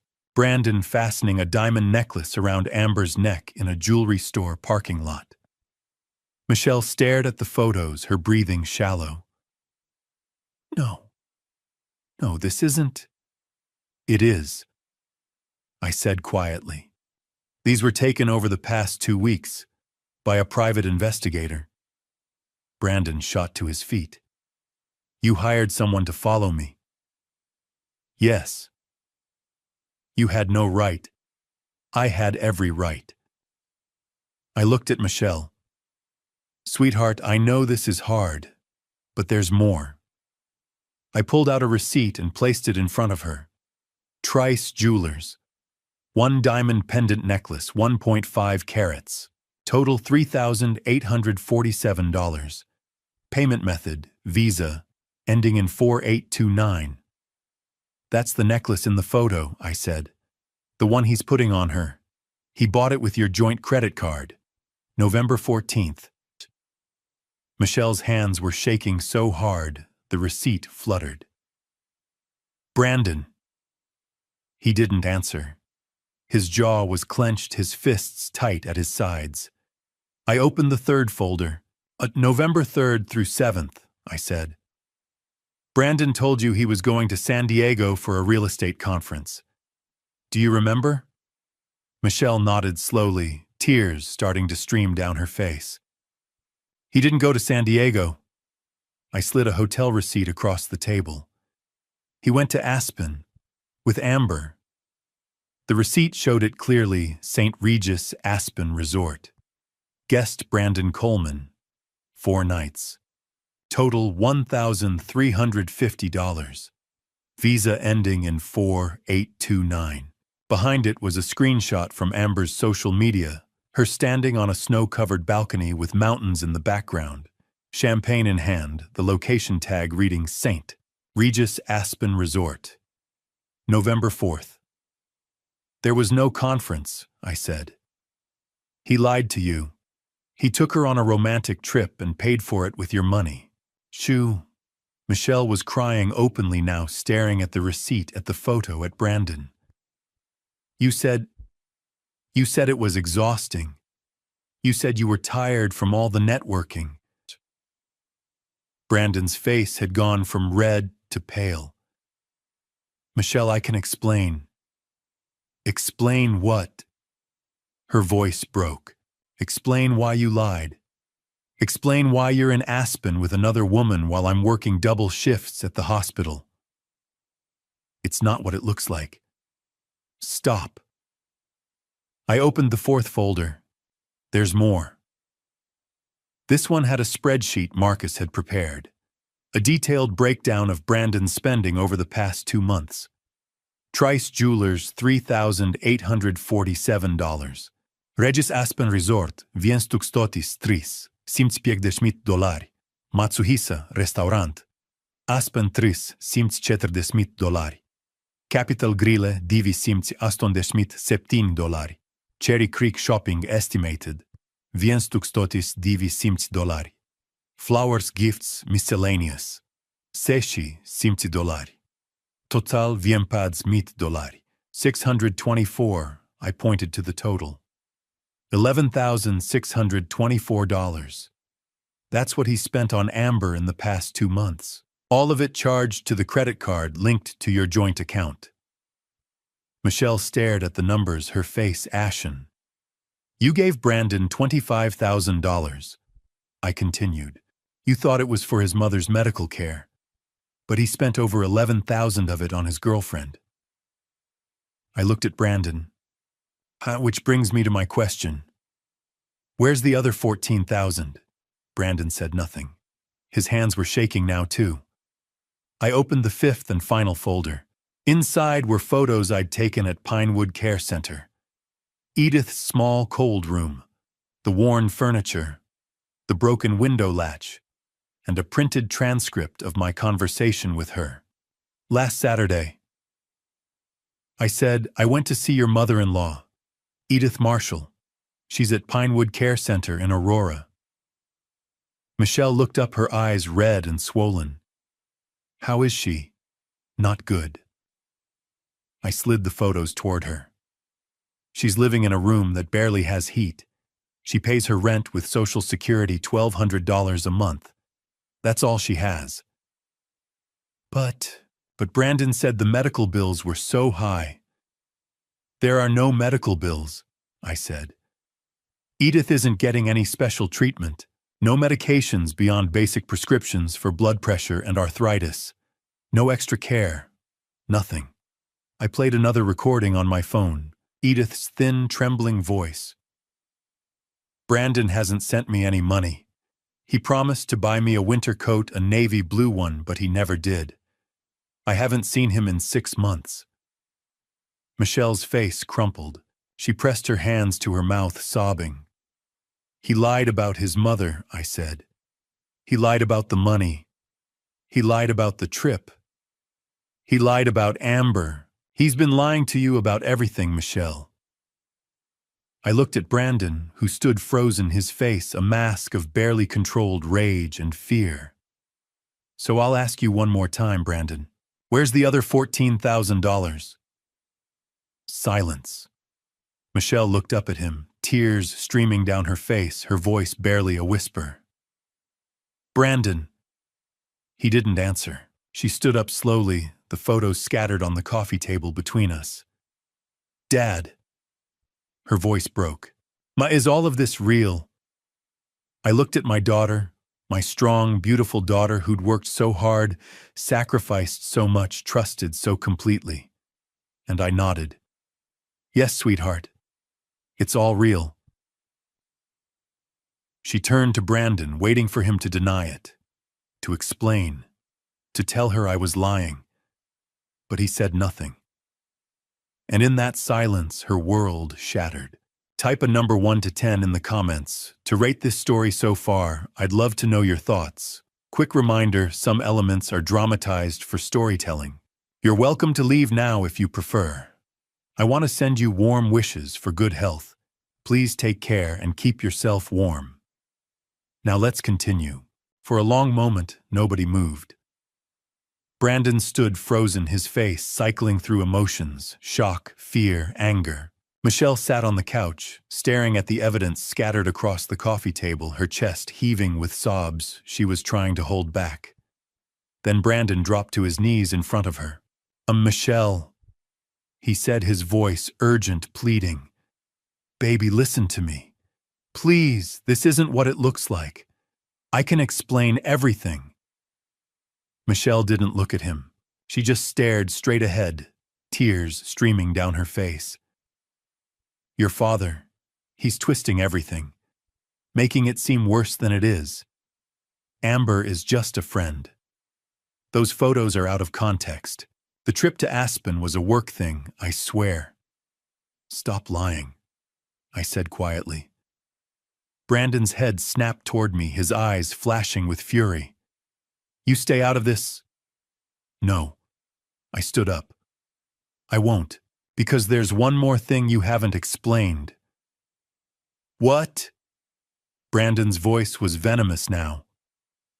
The private investigator found something else. A credit card debt, $15,000 in your name, high interest, maxed out. That's why you needed Michelle's money, isn't it? Brandon's face went white. Michelle looked up at him, her voice barely a whisper. $15,000 in debt. It's not. Brandon stammered. It is, I said. You were drowning in debt.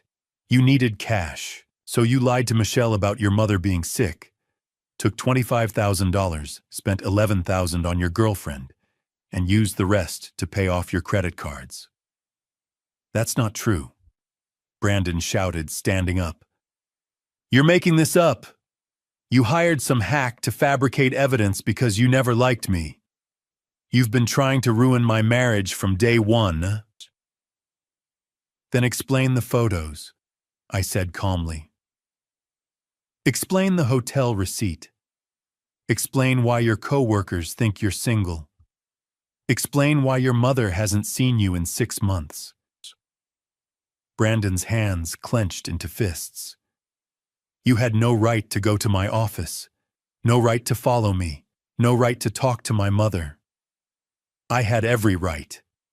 My voice was steel now, because you're stealing from my daughter. She gave me that money willingly. Under false pretenses. That's called fraud. Brandon stepped toward me, his face twisted with rage. You self-righteous old man. You think you're protecting her. You're destroying her life. No, I said, standing my ground. You already did that. Michelle stood up suddenly, her voice cutting through the tension. Stop. Both of you just stop. We both turned to look at her. She was shaking her arms wrapped around herself, like she was trying to hold herself together. Brandon, she said, her voice trembling but clear. Look at me. He turned to face her, his expression softening, trying to regain control. Michelle, sweetheart, Did you love me? She asked. When we got married, when you said your vows, did you ever love me? Brandon opened his mouth, closed it. For the first time all night, he seemed to be at a loss for words. Answer her, I said quietly. Brandon's jaw tightened.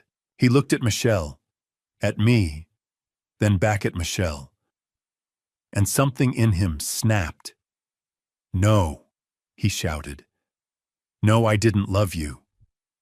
Is that what you want to hear? I never loved you. Michelle flinched like she'd been slapped. Brandon was unraveling now, words pouring out in a torrent of venom.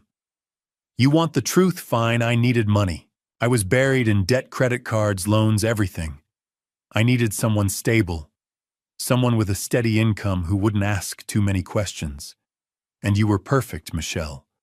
So trusting, so naive. You believed every word I said. Michelle's face was pale, her eyes wide with shock. And your mother? I asked, my voice cold. What about her? Brandon laughed, a bitter, ugly sound. Not that old woman, she's worthless. I don't owe her anything. She's lived her life. I'm not wasting my money keeping her comfortable in some overpriced nursing home. Michelle let out a choked sob. You're disgusting, I said. Brandon spun toward me. And you're a meddling old fool who couldn't mind his own business. How long? Michelle's voice was barely audible. How long were you planning to keep doing this? Brandon looked at her, and for a moment I thought he might show a shred of remorse. But instead he sneered. As long as it took, another 6 months maybe, until I paid off my debts and saved enough to start fresh. Then I would have left. Clean break. You would have been fine. Michelle's hand flew up and connected with his face, a sharp, resounding slap that echoed through the room. Brandon's head snapped to the side. He touched his cheek, stunned. Then his expression twisted into something cruel. You think you're special, he hissed. You think anyone else would want you. You're boring, Michelle. You work all the time. You're exhausting to be around. I did you a favor by pretending to care. That was enough. I stepped between them, putting myself in front of Michelle. Get out. What? I said get out of my house. Now. Brandon's eyes narrowed. You can't throw me out. Michelle is my wife. Not for long, I said. By Monday morning, she'll have a lawyer. By the end of the month, she'll have divorce papers. And if you're smart, you'll sign them without a fight. Because if you don't, I'll make sure everyone knows what you did. Your office, your clients, everyone. Brandon's face flushed red. You're bluffing. Try me. For a moment, we stood there locked in a silent standoff. Then Brandon laughed, cold, hollow. Fine, he said. So keep her.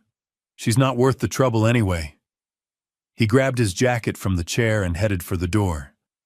But before he left, he turned back and looked at Michelle one last time. Good luck, Michelle, he said, his voice dripping with mockery. You're going to need it. Then he walked out, slamming the door behind him. The house fell silent. Michelle stood in the middle of the living room, staring at the closed door, her body trembling. Then her knees buckled. I caught her before she hit the floor and guided her back to the couch. She collapsed into the cushions, her face buried in her hands, and let out a wail that tore straight through my heart. I sat beside her and wrapped my arms around her, pulling her close. She sobbed into my shoulder, great shuddering sobs that shook her entire body. I'm sorry, I whispered. I'm so sorry, sweetheart. She couldn't speak. She just cried, clinging to me like she was drowning. I held her tight, my own tears burning behind my eyes. On the coffee table, the pearl necklace sat untouched, gleaming softly in the lamplight, a symbol of love and family forgotten in the wreckage of a broken marriage. Michelle didn't speak for 3 hours. After Brandon left, after the door slammed shut and the sound of his car faded down the street, she just sat on the couch in my living room. Silent.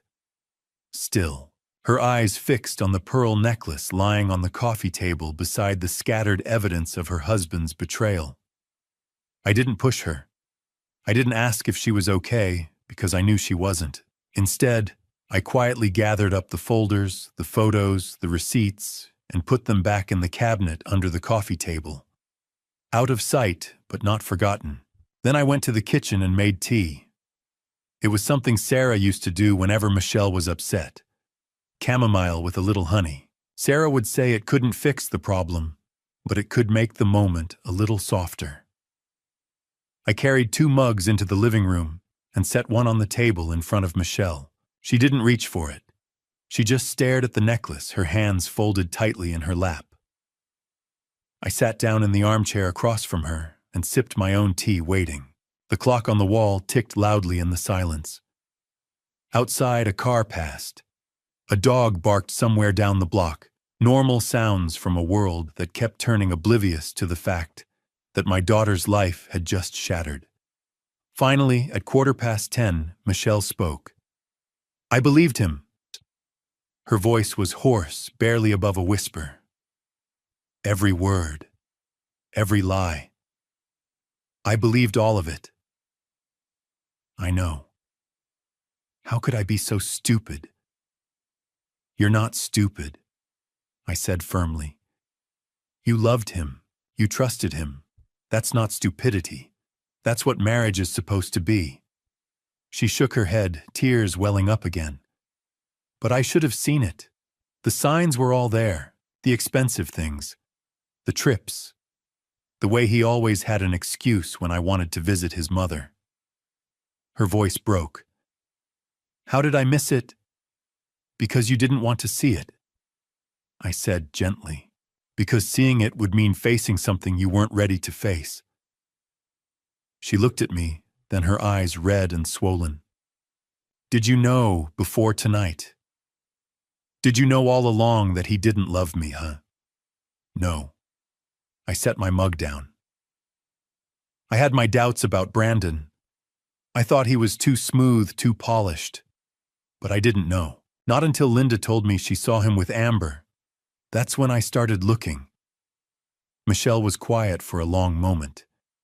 Then she said, I gave him $25,000, my entire savings, I know. And he spent it on her. on trips and jewelry and lies. Yes. She let out a choked laugh that turned into a sob. I worked so hard for that money, Dad. Double shifts, extra hours.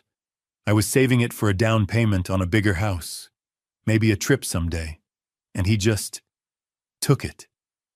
I didn't have words for that. Nothing I could say would make it hurt less. Michelle wiped her eyes with the back of her hand. I don't want to go home, she whispered. I can't go back to that house. Not tonight. Then you'll stay here. She looked up, her expression fragile, almost childlike. Is that okay? Of course it's okay. This is your home too. It always will be. She nodded slowly, then stood up on shaky legs. I need to lie down. Your room's upstairs, same as always. She started toward the stairs, then paused and looked back at me. Thank you, Dad, for everything tonight. I swallowed the lump in my throat. I love you, sweetheart. I love you too. She climbed the stairs slowly, like every step took effort. I listened to her footsteps move down the hall, heard the creak of her old bedroom door opening and closing. Then silence. I sat in the living room for a while longer, finishing my tea. The house felt heavy, like the weight of what had happened was pressing down on the walls. I thought about Brandon's face when he'd confessed, the venom in his voice when he'd said he never loved her, the cruelty in his words when he called his own mother worthless. I thought about Michelle's face, the way it had crumpled when the truth finally hit her. And I wondered if I'd done the right thing, if showing her the truth had been an act of love or an act of destruction. At midnight, I turned off the lights downstairs and climbed the stairs to my own room. But as I passed Michelle's door, I stopped. I could hear her crying, soft, muffled sobs that she was trying to keep quiet. The sound of someone trying to break apart silently so no one else would have to carry the weight of her pain. I stood outside her door, my hand hovering over the doorknob. Part of me wanted to go in to sit beside her to tell her it would be okay. But I didn't, because some grief is too private, too raw to be witnessed. Sometimes the kindest thing you can do is give someone space to fall apart. So I walked to the end of the hall and sat down on the floor, my back against the wall, where I could still hear her, but where she wouldn't know I was there. And I stayed. I stayed while she cried. I stayed while the sobs turned to silence. I stayed while the house settled into the deep quiet of the early morning hours. At 2 o'clock, the crying finally stopped. I sat there a little longer, just to be sure, then quietly made my way to my own room. I didn't sleep. I just lay in bed, staring at the ceiling, listening to the sounds of the house, the creak of old floorboards, the hum of the refrigerator downstairs, the distant sound of a car passing on the street outside. And I thought about Sarah, about how much I missed her, about how much I wished she were here to help Michelle through this. At 6:30 in the morning, I heard Michelle's door open. I got up and went downstairs. She appeared a few minutes later, standing in the doorway of the kitchen. Her eyes were swollen and red, her hair messy, her face pale. She looked like she'd aged 10 years overnight. "Morning," I said softly. She didn't answer right away. She just stood there looking lost. "I called in sick to work," she said finally. I can't go in today." "That's okay. Can I stay here?" Her voice was small, tentative. "With you just for a little while." I crossed the kitchen and pulled her into a hug. She buried her face in my shoulder, and I felt her body start to shake again. "You can stay as long as you need," I said. "As long as you want. This is your home, Michelle. Always." She clung to me, and we stood there in the kitchen while the morning light crept through the windows. Outside, the world kept turning, But in that moment in my kitchen, with my daughter in my arms, time felt like it had stopped. And for now, that was enough. December came with cold rain and gray skies. Michelle had been living with me for 3 weeks when I finally convinced her it was time to see a lawyer. On a Monday morning, I drove her to downtown Denver to meet David Richardson, a divorce attorney Marcus had recommended. His office was on 17th Street, all glass and steel. Richardson was in his 50s, gray-haired with a calm demeanor. He shook our hands and gestured to the chairs across from his desk. "Ms. Brooks," he said gently, "I'm very sorry you're going through this." Michelle nodded but didn't speak. I pulled out Marcus's report and slid it across the desk. He stole $25,000 from her under false pretenses, spent it on his mistress. Richardson flipped through the pages, photos, receipts, witness statements. "This is thorough. Colorado is a no-fault divorce state, but this evidence will be useful if he contests anything. And given the fraud, you could file criminal charges if you wanted." Michelle looked up sharply. "I just want him gone. I don't want to drag this out." Richardson nodded. "Understood. I'll draft the papers. We'll ask for the house half the joint account and reimbursement of at least part of the $25,000. If he doesn't contest, this could be done in 6 to 8 weeks. 2 days later, the papers were served. Brandon signed within 48 hours. No fight, no argument. He just signed and sent them back. Marcus called a week later, yet Brandon quit Coldwell Banker, left town. Word is he and Amber moved to Arizona, Phoenix maybe. "Let him run," I said, "as long as he stays away from Michelle." By mid-December, the financial picture became clear. The joint account had $8,000 left. Michelle got all of it.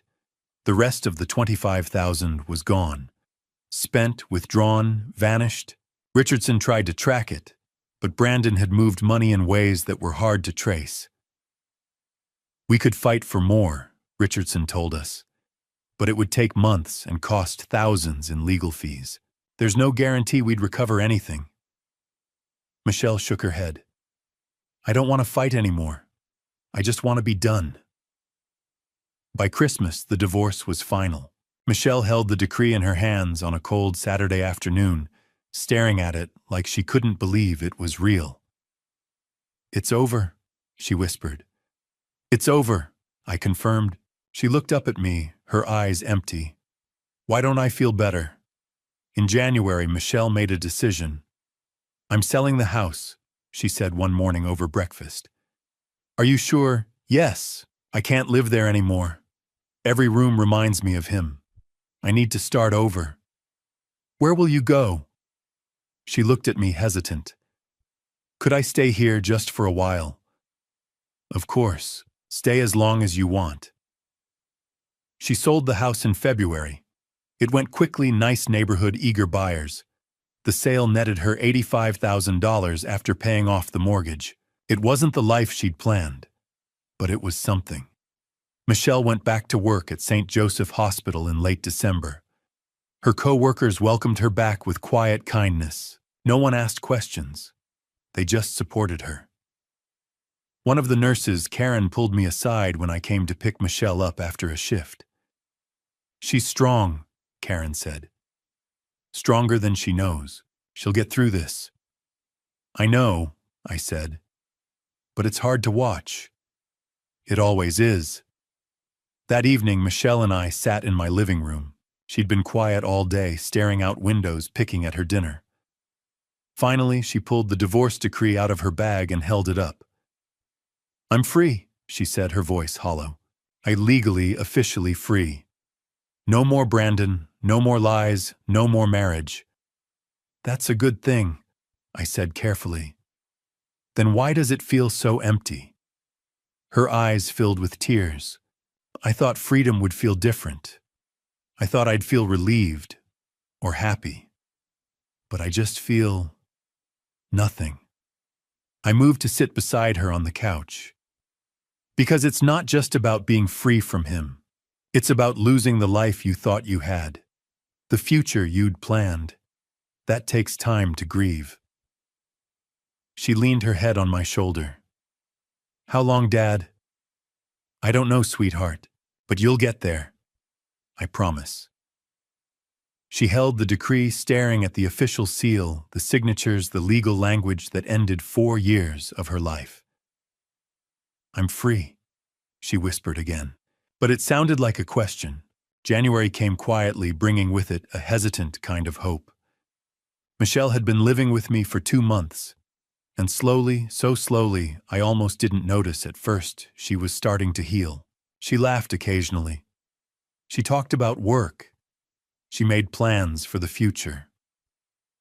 And one morning over breakfast, she said something that surprised me. I want to see Edith. I looked up from my coffee. Brandon's mother. Yes. Michelle set down her fork. I've been thinking about her, about what you told me. She's all alone in that place, and it's my fault. I sent Brandon money to take care of her, and he just abandoned her. That's not your fault. I know, but I still feel responsible. She deserves better. And Dad.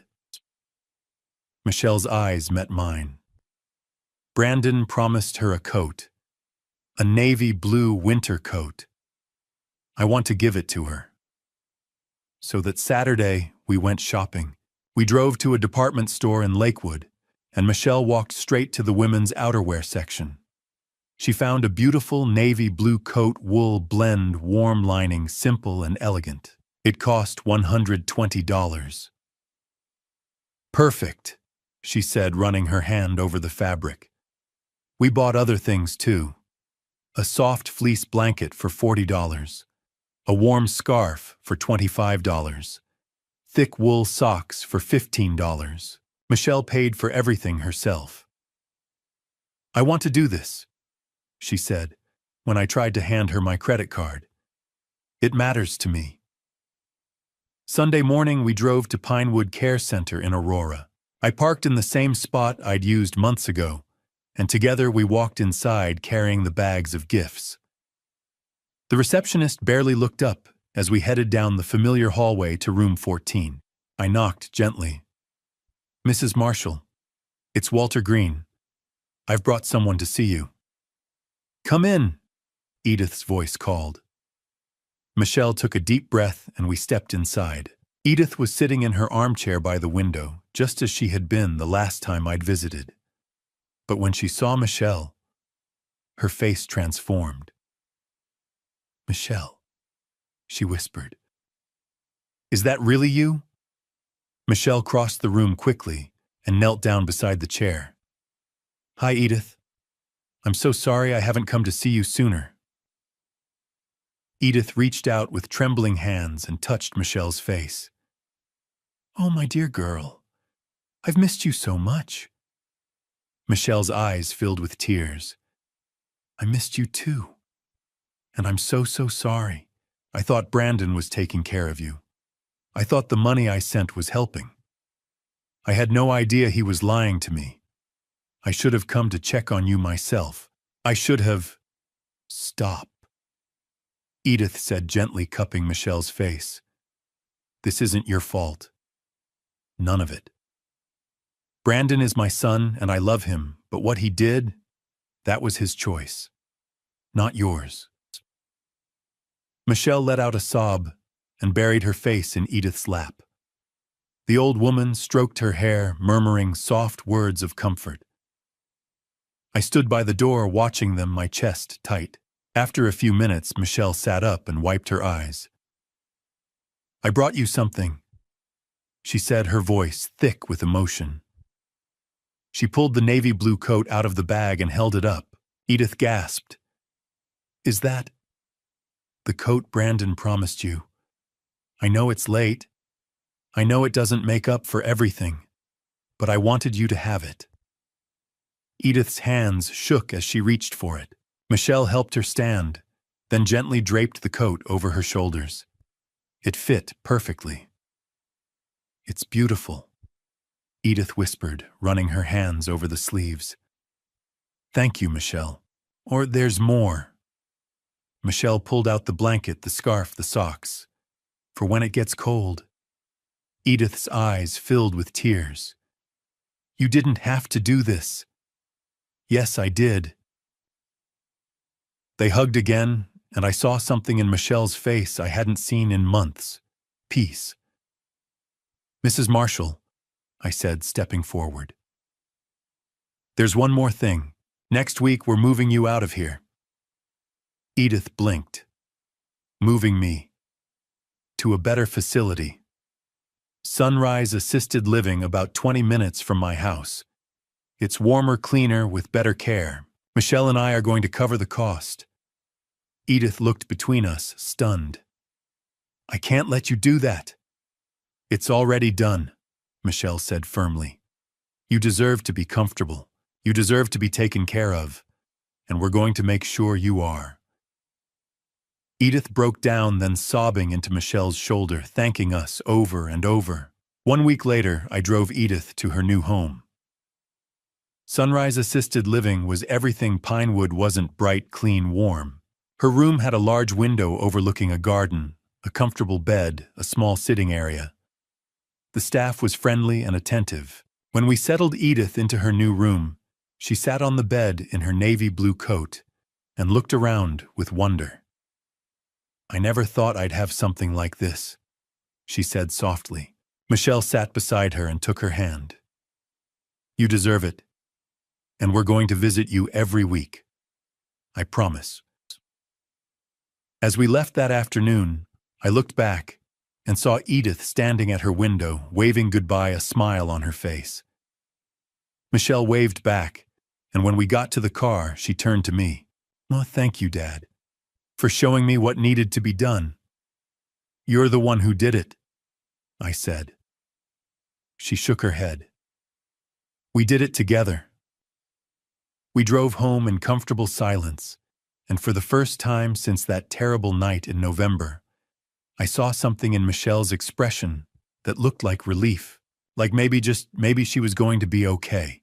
Looking back now, 10 months after that terrible Saturday night, I realized something important about family story. It doesn't just hurt the person being deceived. It ripples outward, touching everyone who loves them. I've learned that trust, once broken, leaves scars that time alone cannot heal. Michelle trusted Brandon completely, and he weaponized that trust against her. That's the cruelest form of family story, when someone you've built your life with uses your love as a tool for their own gain. If I could offer one piece of advice from these dad revenge I've lived through, it's this. Don't ignore the warning signs. Don't let love blind you to reality. If something feels wrong, investigate. Ask questions. Protect yourself and those you love. I almost waited too long, and it nearly cost Michelle everything. But I've also learned something beautiful: resilience. Michelle didn't just survive Brandon's lies, she's thriving now. She's stronger, wiser, more careful with her heart. And isn't that what these dad revenge are really about? Not the pain, but the healing that comes after. Family Story taught us both that sometimes the most loving thing you can do is tell a painful truth. Sometimes you have to break someone's heart to save their life. As the Bible reminds us, the truth will set you free. It may hurt first, but freedom always follows. My advice: trust your instincts. Protect your family fiercely. And never ever let someone make you doubt what you know in your gut to be true. Because in the end, these dad revenge aren't just mine. They're lessons for anyone who's ever loved someone enough to fight for them. Thank you for walking this journey with me to the very end. I'd love to hear your thoughts in the comments. What would you do if you found yourself in my shoes, watching someone you love being deceived? Your perspective matters to me. If this story resonated with you, please consider subscribing so you won't miss future stories. A gentle reminder: while inspired by real-life situations and social dynamics, certain elements have been dramatized for storytelling purposes. If this content isn't to your taste, Feel free to explore other videos that might suit you better. 더워.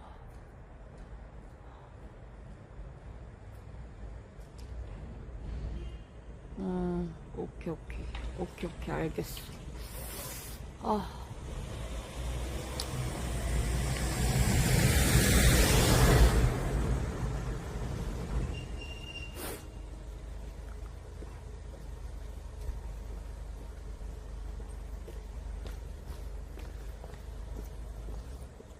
연휴예요? 왜요?